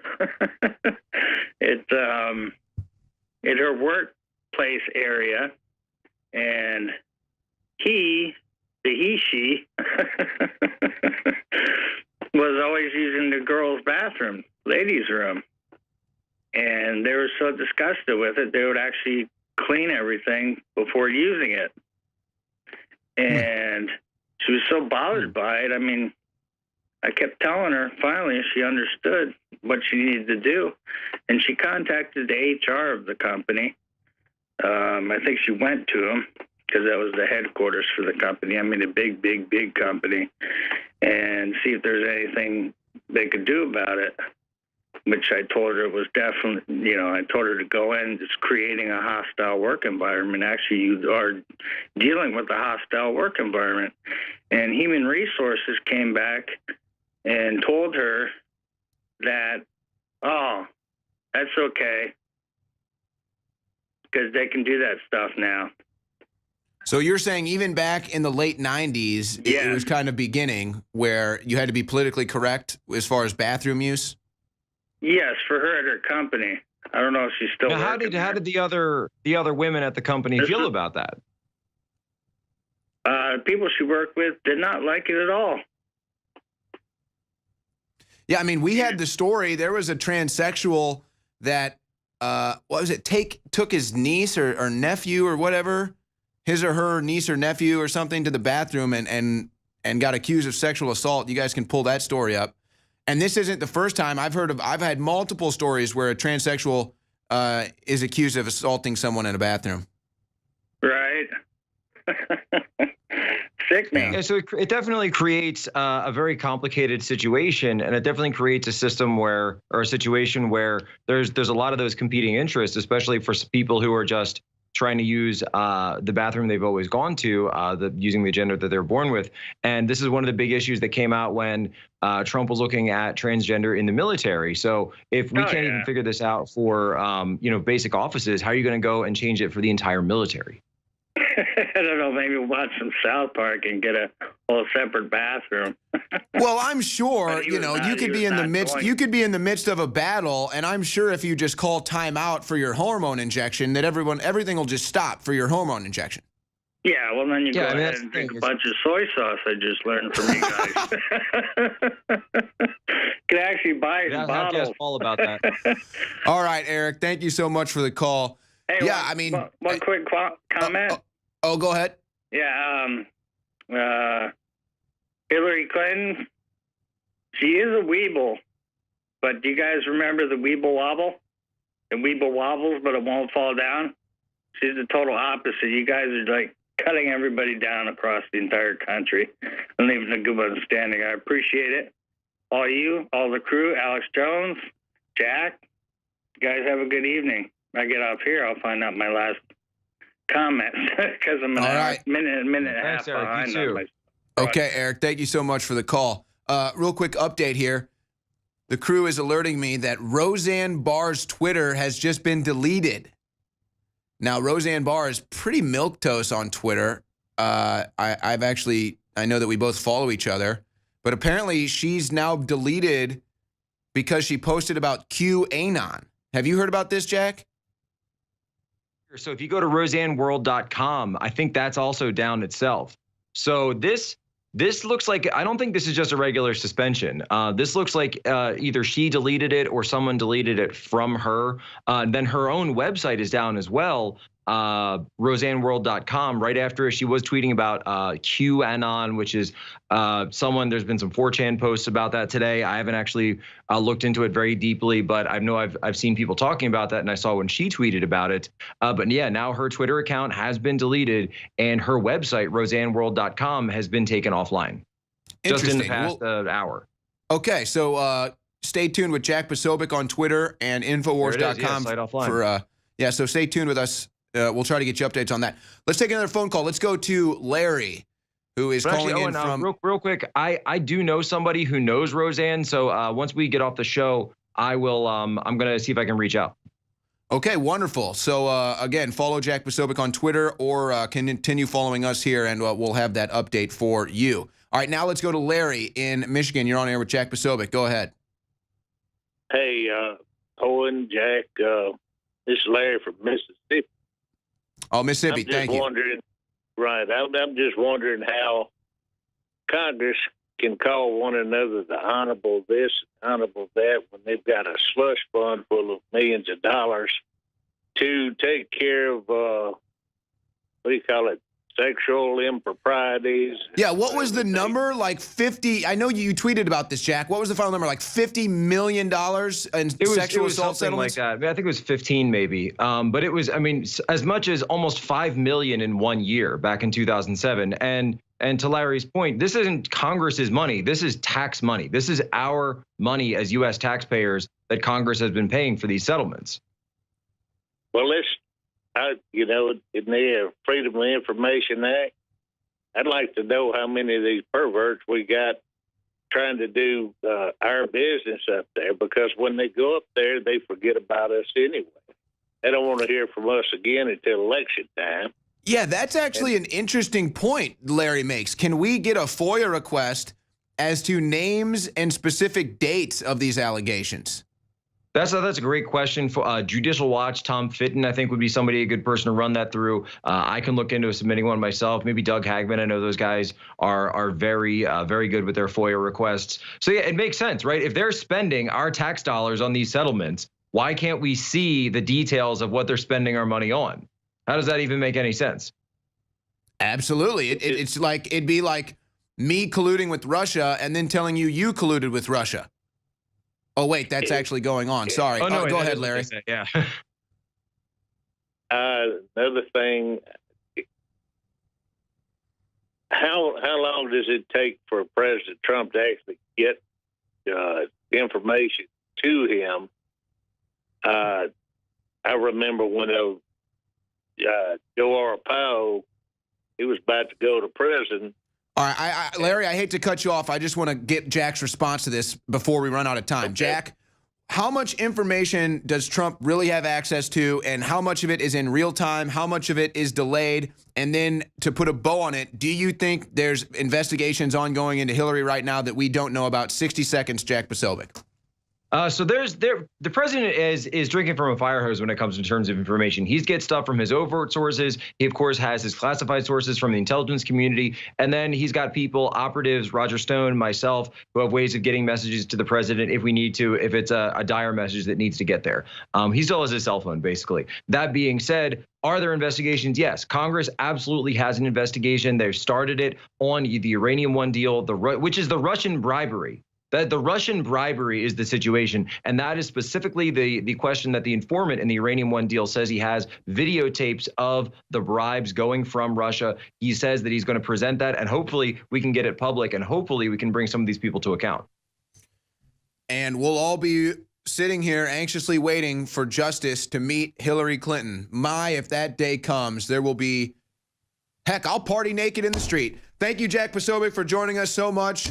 We'll be hearing from you again. Stay tuned to Jack Posobiec for all updates when it comes to politics. There have been pipe dreams of Jeff Sessions going back to his seat in the Senate from Alabama and him being replaced by Trey Gowdy. Here's Trey Gowdy saying the Clintons need to be investigated. The issue of special counsel, I did not sign. Jim Jordan's a great friend. I have tremendous respect for him. I did not sign the letter because I don't think the threshold has been met for the appointment of special counsel. And I think this is a really important point.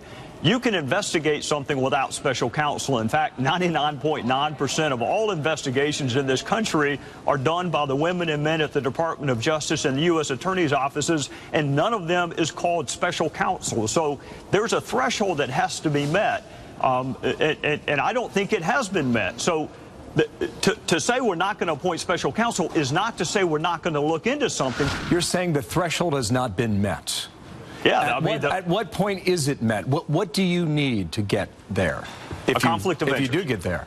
A conflict of interest where the Department of Justice and all 94 U.S. attorneys' offices are ill-suited and the public would not have confidence in an investigation that they ran. I mean, look at Bob Mueller was appointed special counsel. Some of your viewers don't have confidence in him. So the appointment of special counsel does not talismanically make people all of a sudden have confidence in something. The threshold is there a conflict of interest? And is it in the interest of justice to go pick someone who's not even part of the system right now to investigate something? And I don't think. And even though I would love nothing more than to see Hillary Clinton locked up, if they weren't coming after Trump with this whole Russian collusion thing right now, that could die off if they just let us make America great again and got out of our way. But they won't get out of our way, so we're going to have to put people behind bars. Hillary Clinton should be the top of that list. But here's Hillary Clinton. She is seriously freaking out. She knows she's about to meet justice. And here she is saying that she's personally offended that anyone would want to investigate her. As you know, President Trump has tried to flip the script and now says the Justice Department should be investigating you. And this will be considering a special counsel to probe the Uranium One deal and alleged conflicts with the Clinton Foundation.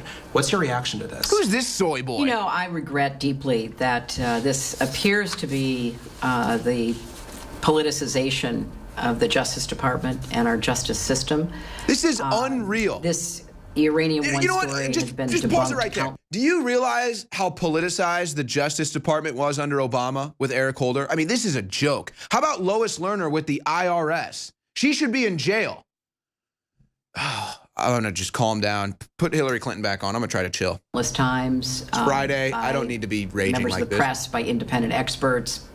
It is nothing but a false charge. You are a sick, demented demon. The Trump administration is trying to drum up in order to avoid attention being directed at them. Drum up. I mean, even again, pause it right there. Trump trying to drum this up. Folks, people wrote books about the Clintons. People accused Bill and Hillary Clinton. Trump? People were accusing, Alex Jones was covering, Rush Limbaugh? That all came before Trump. All of it. You used to be friends with Trump. I mean, this is nuts. All right, go back to Hillary. I'm telling you, she is freaking out. This woman knows she's about to meet justice, folks. She knows what's going on. Said that there doesn't seem to be the basis for a special counsel. Of course, there isn't. But if I try which to is take what Gowdy myself just out of said, it, which is kind of hard because it's personally offensive that they would do this.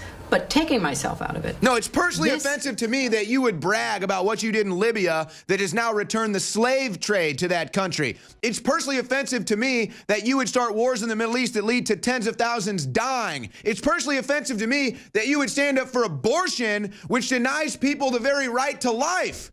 You are the most personally offensive human being that has ever walked this planet. Seriously, you could take someone from the greatest high in their history of their life, and just the sight of you could make them feel like crap. What a demon Hillary Clinton is. Put her in jail. Owen Schroyer, your host here, and I am now joined by Stephanie Hamill. She is a correspondent and a reporter for One America News Network. You can find her on Twitter at Steph M. Hamill. And she made me aware of a water crisis that is happening in New York City. Before we get to that, I just want to provide a little preliminary news here, because obviously this all started in Flint, Michigan, with the water crisis there. Here are headlines just from this week out of Flint, Michigan. Ripple effects in the Flint water crisis. Interactive map, more than half of cities with lead pipes don't know where they are. Common lead pipe replacement practice gets a second look in Michigan. Because of Flint, Battle Creek now tests water at home with lead pipes.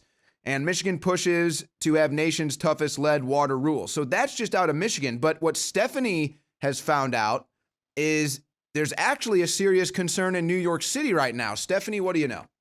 Well, and it's not just New York City. I mean, this is widespread. This is in communities across the country. Some 4,000 communities tested positive for high levels of lead in children. This is double the amount of Flint. This is a major crisis. And New York City is one of the cities. And this one's a highlight because we knew that New York City had a lead problem for decades. And this is something that the New York City mayor, Bill de Blasio, has been talking about fighting for so long. But then we find out that he's really done nothing to fix the problem. And in fact, the people who inspect it haven't been inspecting it properly. And in fact, they're falsifying reports and covering it up.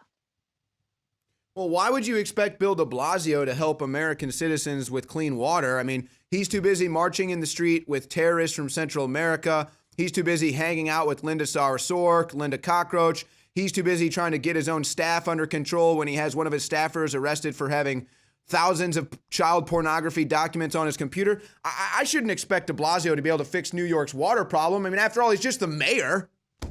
Well, you wouldn't expect him to fix anything. Most Democrats are all talk. They're very corrupt. And so this Stephanie, what is wrong? Do you know in New York City there's literally trash in the streets? I've been there, and the trash is disgusting, and it smells very bad, especially during the summer. But so let's look back and how we got to this. You mentioned Flint, Michigan, the crisis from, I think it was like last year or about a year and a half ago, and what we discovered there. And if you look at the attention that was given to this crisis, and this was the perfect narrative for the mainstream media. The narrative was Republican governor does nothing. He neglects a Black community. This community, Flint, Michigan, is almost 60% Black. Some 45% people are in poverty. So this was like the perfect crisis. This the evil Republican. He wants Black people to, he wants their kids to have lead poisoning. So that's why they did nothing. But if we, once we actually started to learn more about the story, it was the EPA that was at fault. It was the Democrat leadership of Flint at fault. The governor really had nothing to do with it. So when we look at this current day crisis right now, there should be wall-to-wall news coverage on this. This is a big deal. The effects lead has on the body of young people, especially 6 and under. This can ruin their lives. It causes brain damage. It affects their entire body. It kills people, and this has very harmful effects on adults. It can give you kidney damage, liver damage. it can give you a whole host of health issues. So the reason they're not covering it is because we have Democrat leadership like Bill de Blasio, and this makes them look bad because this is not only affecting affluent communities, but also very poor communities. And children. And just to prove what you're saying, let me go down a series of headlines here. These all broke this week. Reuters finds 3,800 U.S. areas with lead poisoning, double Flint's. This is from The Week. Vast swaths of New York City have higher lead exposure than Flint. How about Business Insider? Bad conditions in New York City are exposing thousands of children to lead poisoning. So, as you were saying, while Flint, Michigan got all the media attention, everyone was freaking out. Flint this, Flint that. It was a huge story for months. Zero television media coverage of New York City and its water problems.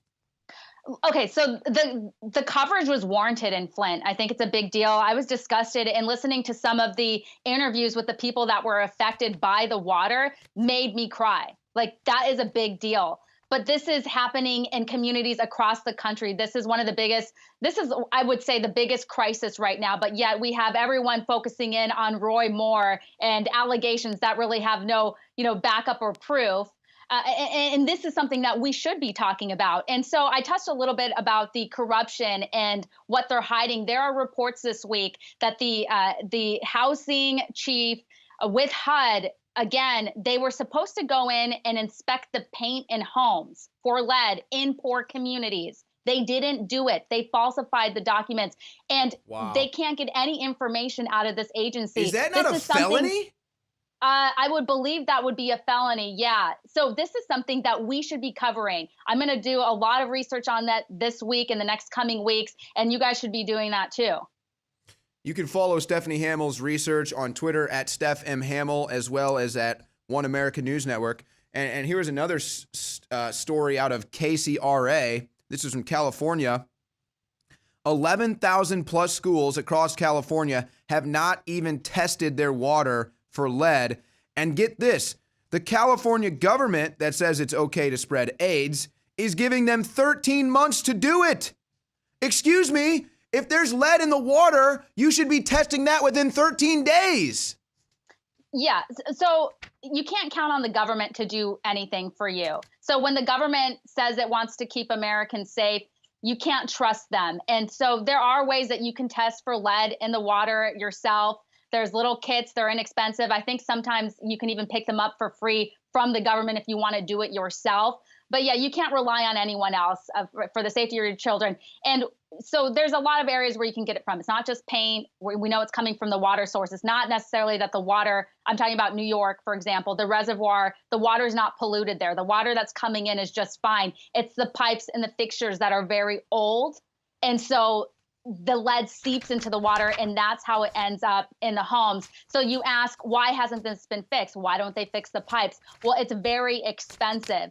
But then we have our big brother government that's always throwing all these rules and regulations. Isn't that something that they would ask people who are selling their homes, or, the builders and buyers and all these other things? But it's all about special interest.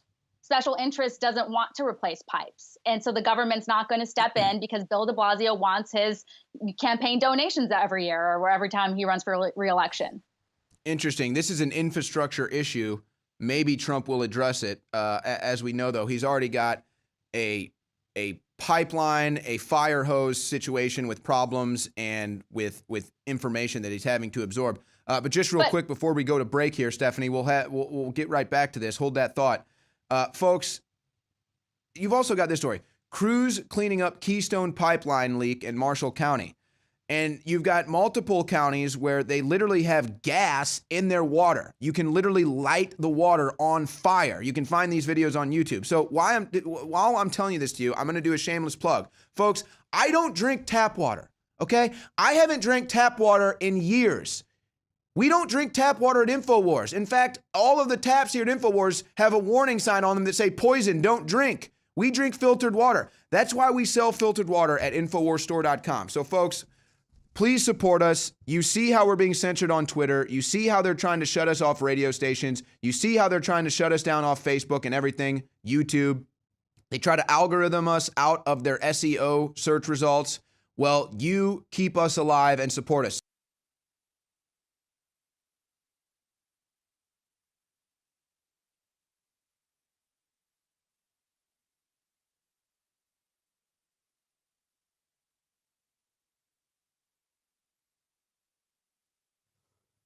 Did you guys see that?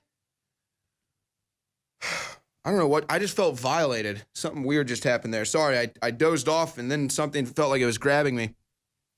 Felt like a Frankenstein or something. All right. We've got Stephanie Hamill on with us, and I wanted to get her final thoughts on the water crisis. I know you had a thought there, and I interrupted you. And I wanted to get your final thoughts before we go on to other news, Stephanie.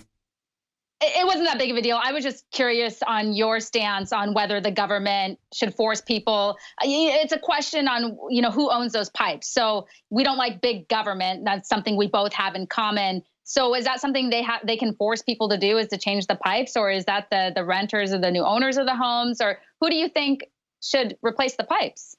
I actually have a good answer for that, because at my old house in St. Louis, this was something that we constantly had to deal with, was bad pipes. I lived in one of the first kind of rural areas, or I guess basically where I lived was just outside of the city. It was kind of the first place outside of St. Louis where people started putting up homes. And so a lot of the piping was old. And what was happening was pipes would freeze, pipes would burst, and we kept having all these pipe issues. But what we experienced, I lived there for over 2 years, was they would rebuild the pipes, they would break, they would redo the roads, and then the roads would get busted by the busted pipes. And then we started realizing something. It's the same company that keeps coming in and doing the construction and failing. Well, if they keep failing, why would you keep hiring the same company?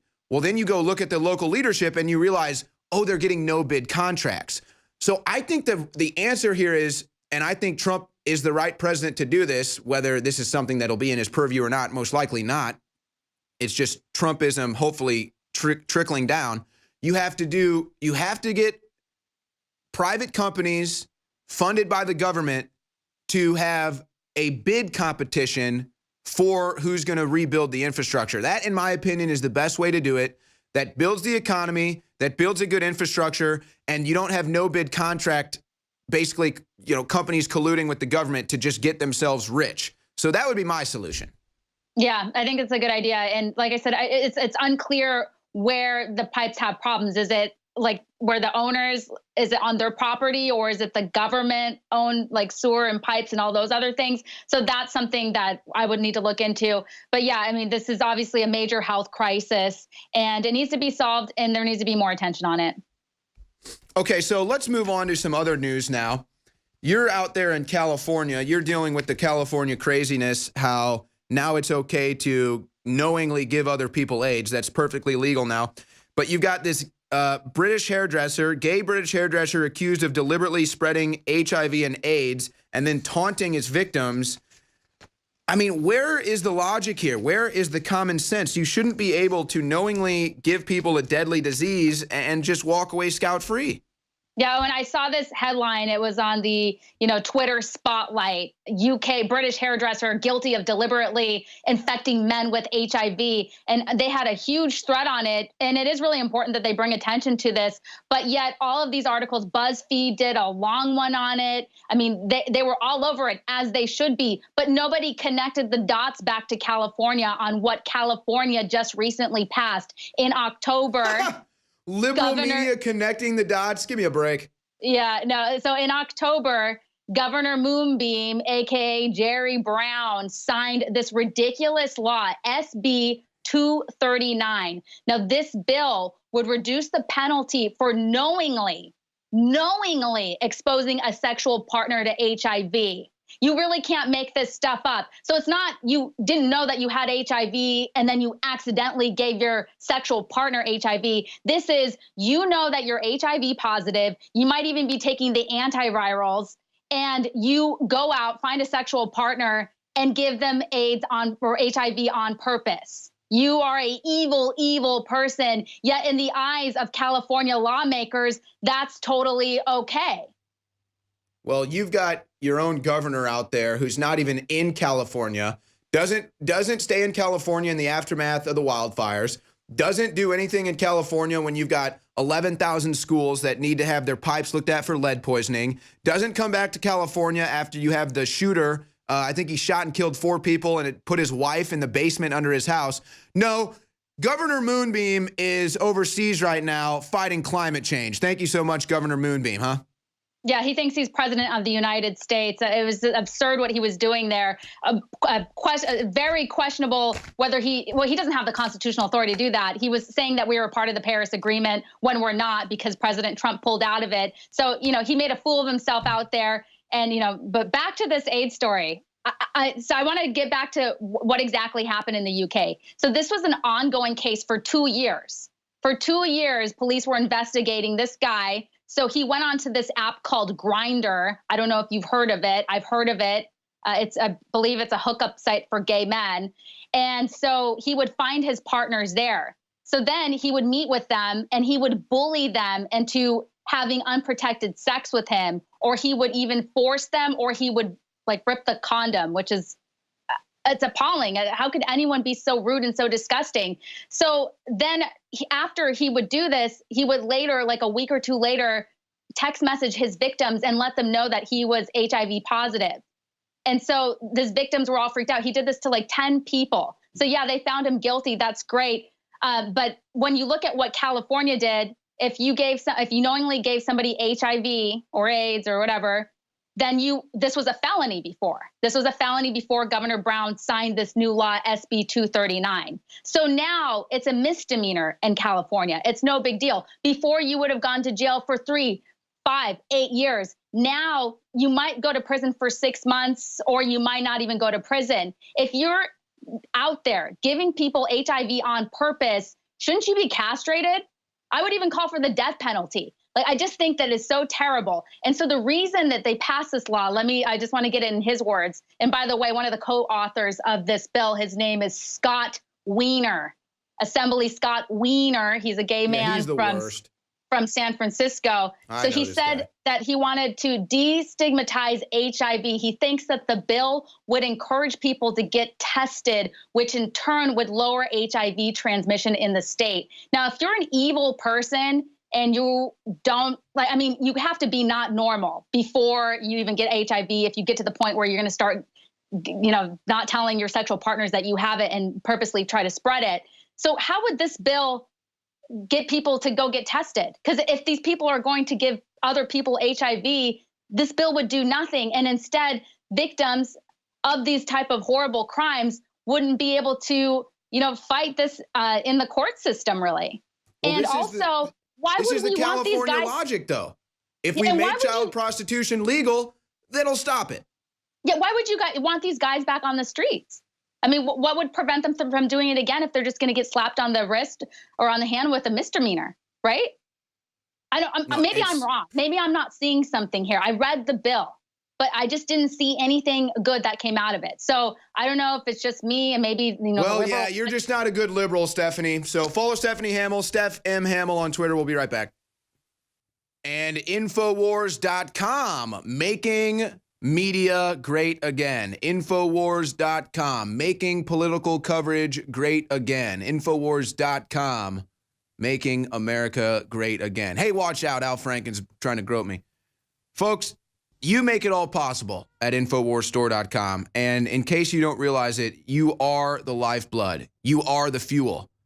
You make InfoWars possible. If it wasn't for you, this show wouldn't exist.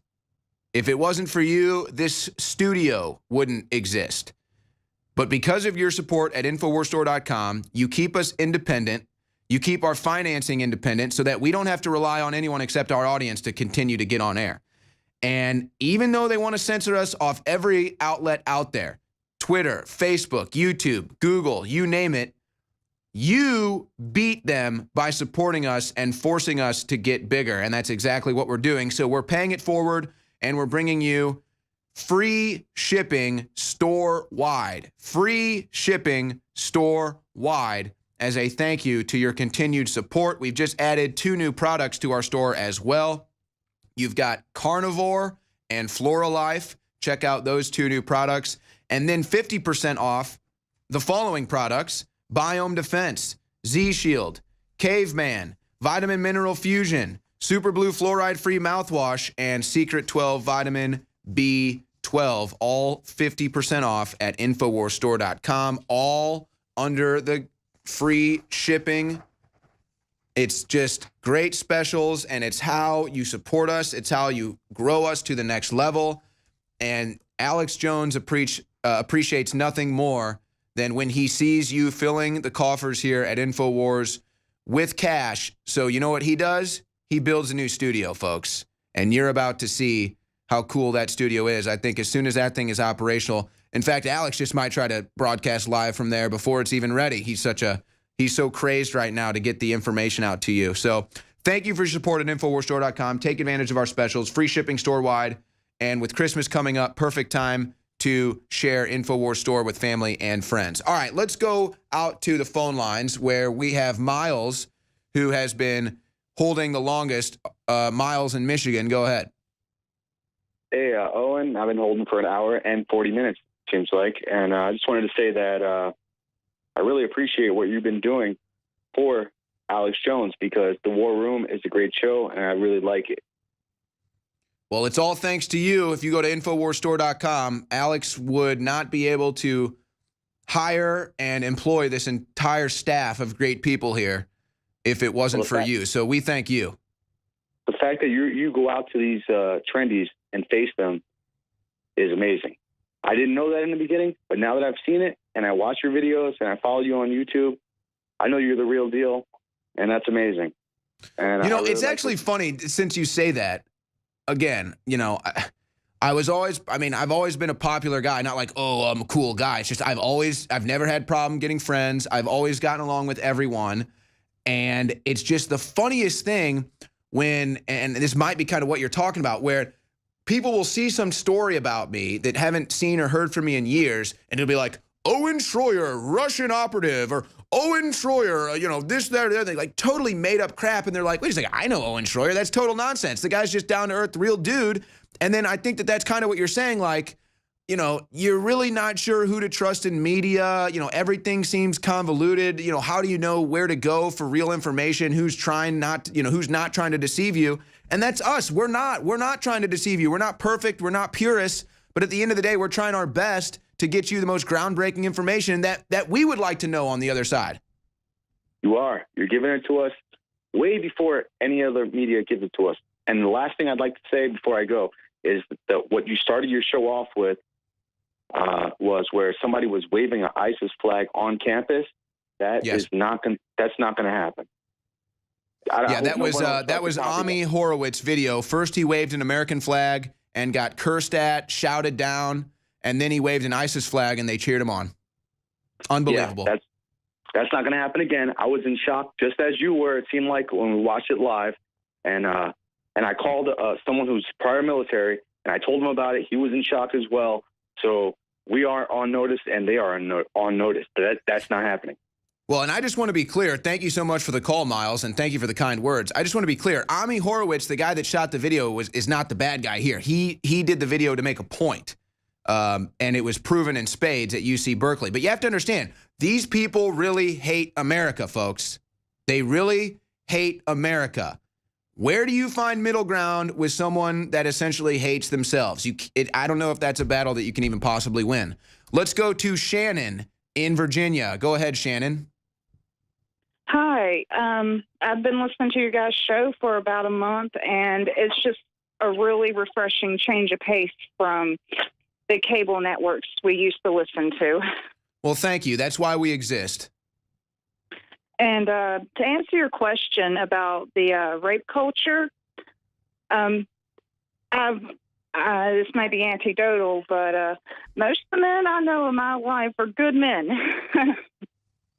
It's like they have to create a rape culture and almost even support it so that they can. Well, and what do you think about this new thing where they're trying to create this environment? Well, all you have to do is accuse someone and they're guilty. No court, no jury, no judge, nothing. I think it's a slippery slope to a point where you could have some of these feminists that are so crazed, literally if you look at them wrong on the street, they'll accuse you of rape. That's a joke now. I could see it becoming real. I'll tell you what, it's an insult to people who actually have been sexually assaulted. Right, exactly. And the laws don't even keep them in jail long enough. Sexual assault, they are usually serial and repeat offenders. Mm-hmm. That's true. Another good point. Yes, and they also tend to be sociopaths. So they go from one victim to the next, to the next, to the next. And that's where you get so many more victims compared to good people. Yep. A good point. Anything else, Shannon? That's it. Just that we really enjoyed your shows. And a lot of people are really good people out there, maybe misled or don't understand yet. But just keep doing the good work. We enjoy watching it. Yeah, thank you so much. I mean, but that's what I'm saying. That's why I was honestly asking the question yesterday, because I don't want to come off insensitive talking about these things. You know, look, I'm as heterosexual as they come. Okay, you know, I'm not a. I guess they would say I'm a toxic masculinist. Sexual assault is never something I've even been close to guilty of. So it's just ridiculous for them to paint this picture that any alpha male or any, you know, heterosexual male is just basically going around trying to sexually assault any woman he's attracted to. It's just absurd. In fact, good men treat women with more respect than they even want. I mean, you want to talk about chivalry being dead. I mean, it's just crazy what they're trying to do to our culture. I think we're going to beat it, though, Shannon. Thank you for the call. Let's go to James in Wisconsin. Go ahead, James. You got 60 seconds. Hi, Owen. I'm a former veteran. I was in Iraq in 2007 to 2008. During that time, I did a number of dead dog tags for dead soldiers. I remembered their names in every incident report. And I'm sorry we only got 60 seconds, but I read the Declaration of Independence, and here's what I want to say. If you read it, the list of abuses there is the same abuses we're suffering now and have been for quite a while. And we have an oath of office. And to law enforcement soldiers, I would submit that we're on the brink of this is no longer a democracy, this is a tyranny, and we have a right and a duty to throw off such government and provide new guards for our future security. And that we have suffered these evils because we don't like the alternative. But the longer we James, we don't have much time left. How much faith do you put in President Trump to bring this about?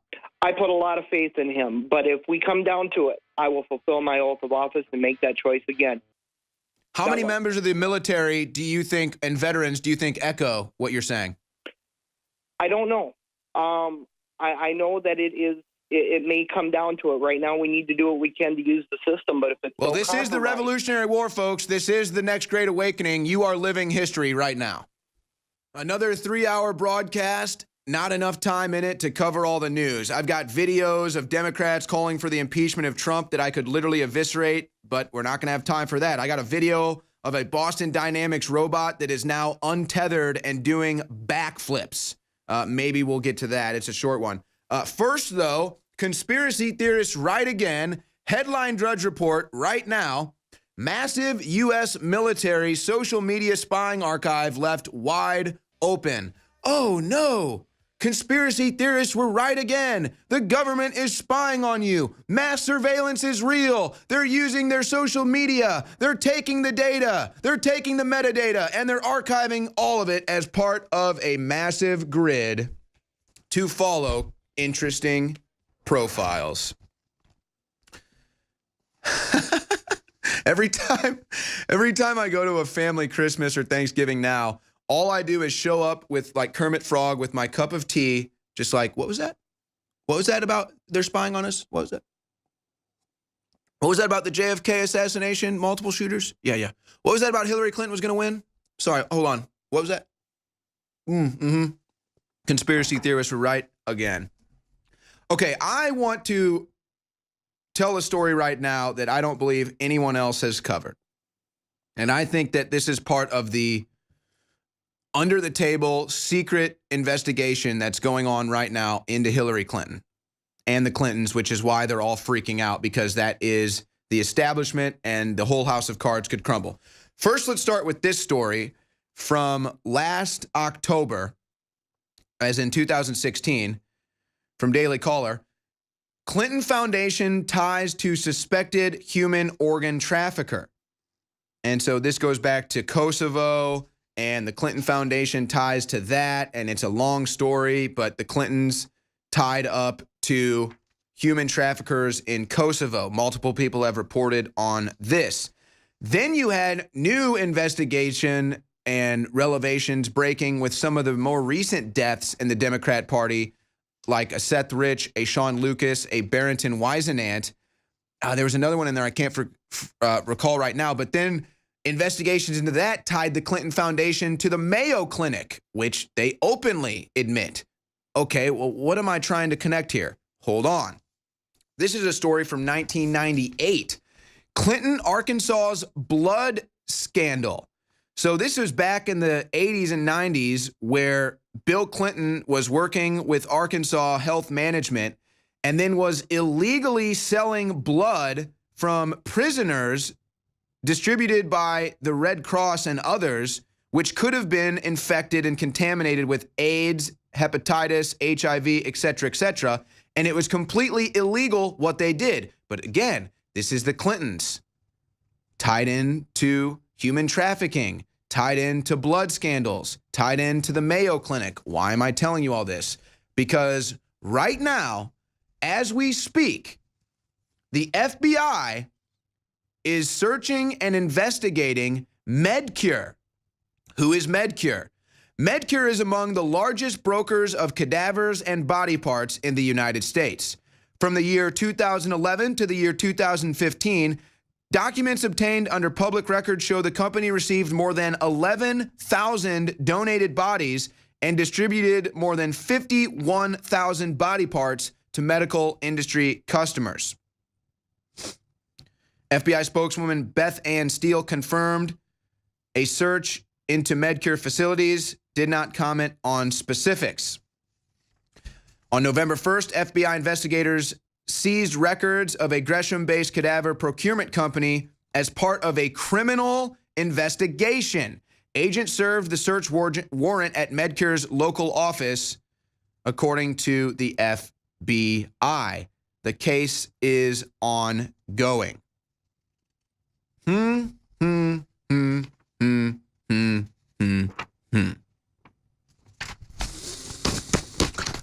just going to leave that one right there. Sip on my coffee again. And I have a feeling we'll be hearing something about that again. Now, let me finish off this news blitz. ICE Operation Raging Bull nets 267 MS-13 arrests. And the incredible thing about that is they tweeted out this heat map of where they're making most of their arrests. Guess where most of their arrests are coming? Say it together, class. Sanctuary cities. So congratulations to all the Democrats out there that are hoarding criminals and murderers inside their sanctuary cities. You are truly pathetic pieces of scum. And considering ICE's Operation Raging Bull that's already arrested 267 MS-13 operatives, most of them that are not in the country legally, I think it's time to move on that investigation and indict the Democrats responsible for them being here. So indict all members of the Democrat or Republican Party, if they're behind it too, whoever it is, behind legislation, bringing in undocumented citizens, people responsible for these gang members being in our country, and then the people responsible for the sanctuary cities harboring them. They ought to go to jail just as the rest of this scum is deported. Fairfax County student says hijab ripped off head by teacher.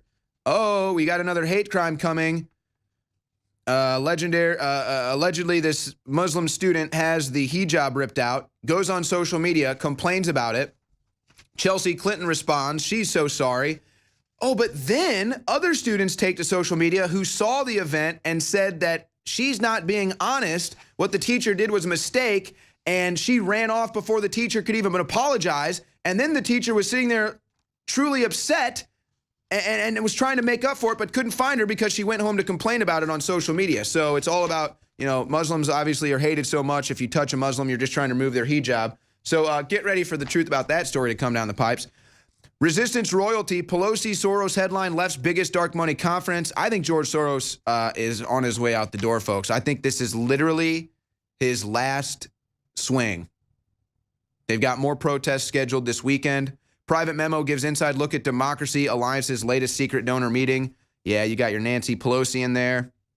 Soros is back. He just donated his $18 billion to leftist causes. I'm telling you, folks, this is literally their last stand. This is literally the establishment's last stand. Everything you're seeing, the $18 billion from Soros, the Trump protests, the sexual assault everywhere, Weinstein Gate, the freak out over Trump, it's all the establishment, the corrupt establishment's last stand, folks. You're witnessing it right now. It's truly historical. Ohio State suspends sorority and fraternity activities amid probes. Now, I'm taking a different angle to this because they're talking about how alcohol is abused and hazing is abused and all this stuff. But since we're going down this path, I mean, if you really want to talk about it, why not go here? What do you think happens at fraternity parties? Guys get drunk, girls get drunk, and then people make mistakes. So instead of in a year saying that every time someone makes a mistake, it's rape and it's the man's fault, why don't we tackle the issue that college is nothing more than a drunken booze fest for half of its attendees now? But we don't want to admit that. It makes too much money. Victim testifies against Pablo Gomez at preliminary hearing. A former UC Berkeley student is being charged with murder. And this is the same UC Berkeley that hates the American flag and loves the ISIS flag. UC Berkeley, truly a bastion of liberal retardation, to the point where they're now murdering each other and they hate the American flag. What do you do about that? Do you shut it down? And I mean, they need to fumigate that entire place for whatever the hell is going on. I say fumigate UC Berkeley and then bring Savage in to run it. Lions next in line as of fire as U.S. rolls back curbs on African hunting trophies. So elephants were first. I don't know if Trump is even aware of this or if he has anything to do with this, but he should actually take a stand to stop this, and I bet he would bring a lot of leftists to his side. This is really just encouraging illegal poaching in these countries, and I don't know why we need to be glorifying the killing of lions and elephants. I'm not necessarily taking a stand on hunting or anything. I'm just saying this is not good politics. This does not look good in our country. I think Trump should step in and stop that. Here's another one. NASA aircraft joins in search for missing Argentine submarine, 44 sailors, U.S. Navy submarine rescue crews, equipment mobilizing. So you've got a missing submarine and everyone's searching, no one able to find. So that's pretty wild stuff right there.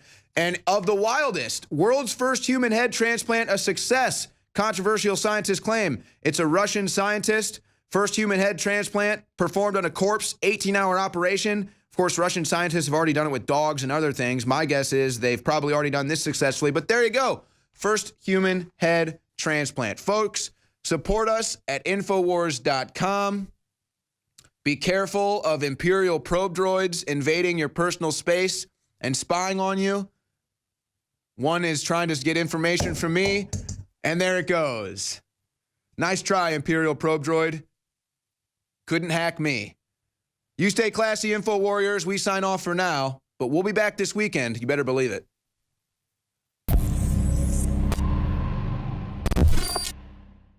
Well, it's Friday night, and I was walking out of the building to go see my family, and this studio won't be done still for a few weeks.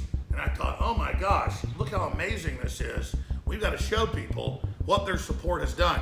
This is our new state-of-the-art stage and set where we can bring you the best guests, the best investigative journalism, the most hardcore pro-Americana information to smash the establishment Republican Party, to smash the Democratic Party, to smash the offshore corporations that are trying to bankrupt our nation and other nations. This is an information warfare weapon system that has Twitter, Facebook, Google, all of them admitting in congressional hearings that they want to shut us down because they want to shut you down. But guess what? They've not been successful. So, ladies and gentlemen, it's up to you to keep the signal going. Thank you all for your support. We have free shipping store-wide, InfoWarsStore.com throughout this weekend, and up to 50% off on our best-selling products to help fund this information warfare operation while getting high-quality products at the same time. So I told you, we just keep expanding, we keep winning, we keep dominating because of you. Because of you, InfoWars is getting ready to go to the next level, and I want to say great job to the crew that's been building this studio the last few days. Nobody but Americans of every background could do something like this and build it so quick. So it's a testament to the information war and the people of this great nation, and I salute you all because you are the answer, you are the Renaissance, and you are the resistance to tyranny. Hey, Zimmerman, you think this new state-of-the-art set we've set up for the new TV network, think this will trigger them when we blow up the Death Star? Absolutely. Again, folks, this is just a first look. Some of the things we're building, some of the things that are going on. So there you go, ladies and gentlemen.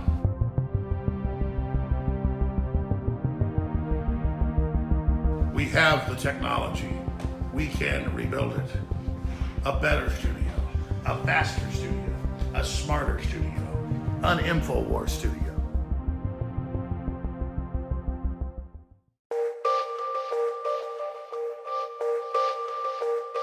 I've got a very simple sales strategy. It's develop and sell products that I personally use for my family at affordable prices because I want you to get great results and I want you to come back and keep buying the product because I follow the golden rule, treat others as you want to be treated. Now we have developed True Whey Protein for one of the top developers in the country and private labeled it at an affordable price that is delicious. I put the whey in, and ours is the best for the price it is. It's high quality. With either strawberry or chocolate flavored bone broth that has obviously incredible benefits. And you mix this together and you put in some organic milk, you put in some strawberries, some blueberries, some cherries. It's amazing. And I've gotten spoiled to this. I'm gonna be honest with you. In the last 6 months as we developed this product and I was testing it, the energy it gives me, the meal replacement, all of it has spoiled me. And you can add fruit to it if you want. You can add ice to it if you want. But the True Whey Protein with the Caveman formula together is simply incredible. And it's something that supports our broadcast so you can't lose. But I want people to experience what concentrated bone broth does with chaga, mushroom, and with the turmeric and with the bee pollen, and then with the high quality whey together. It's amazing.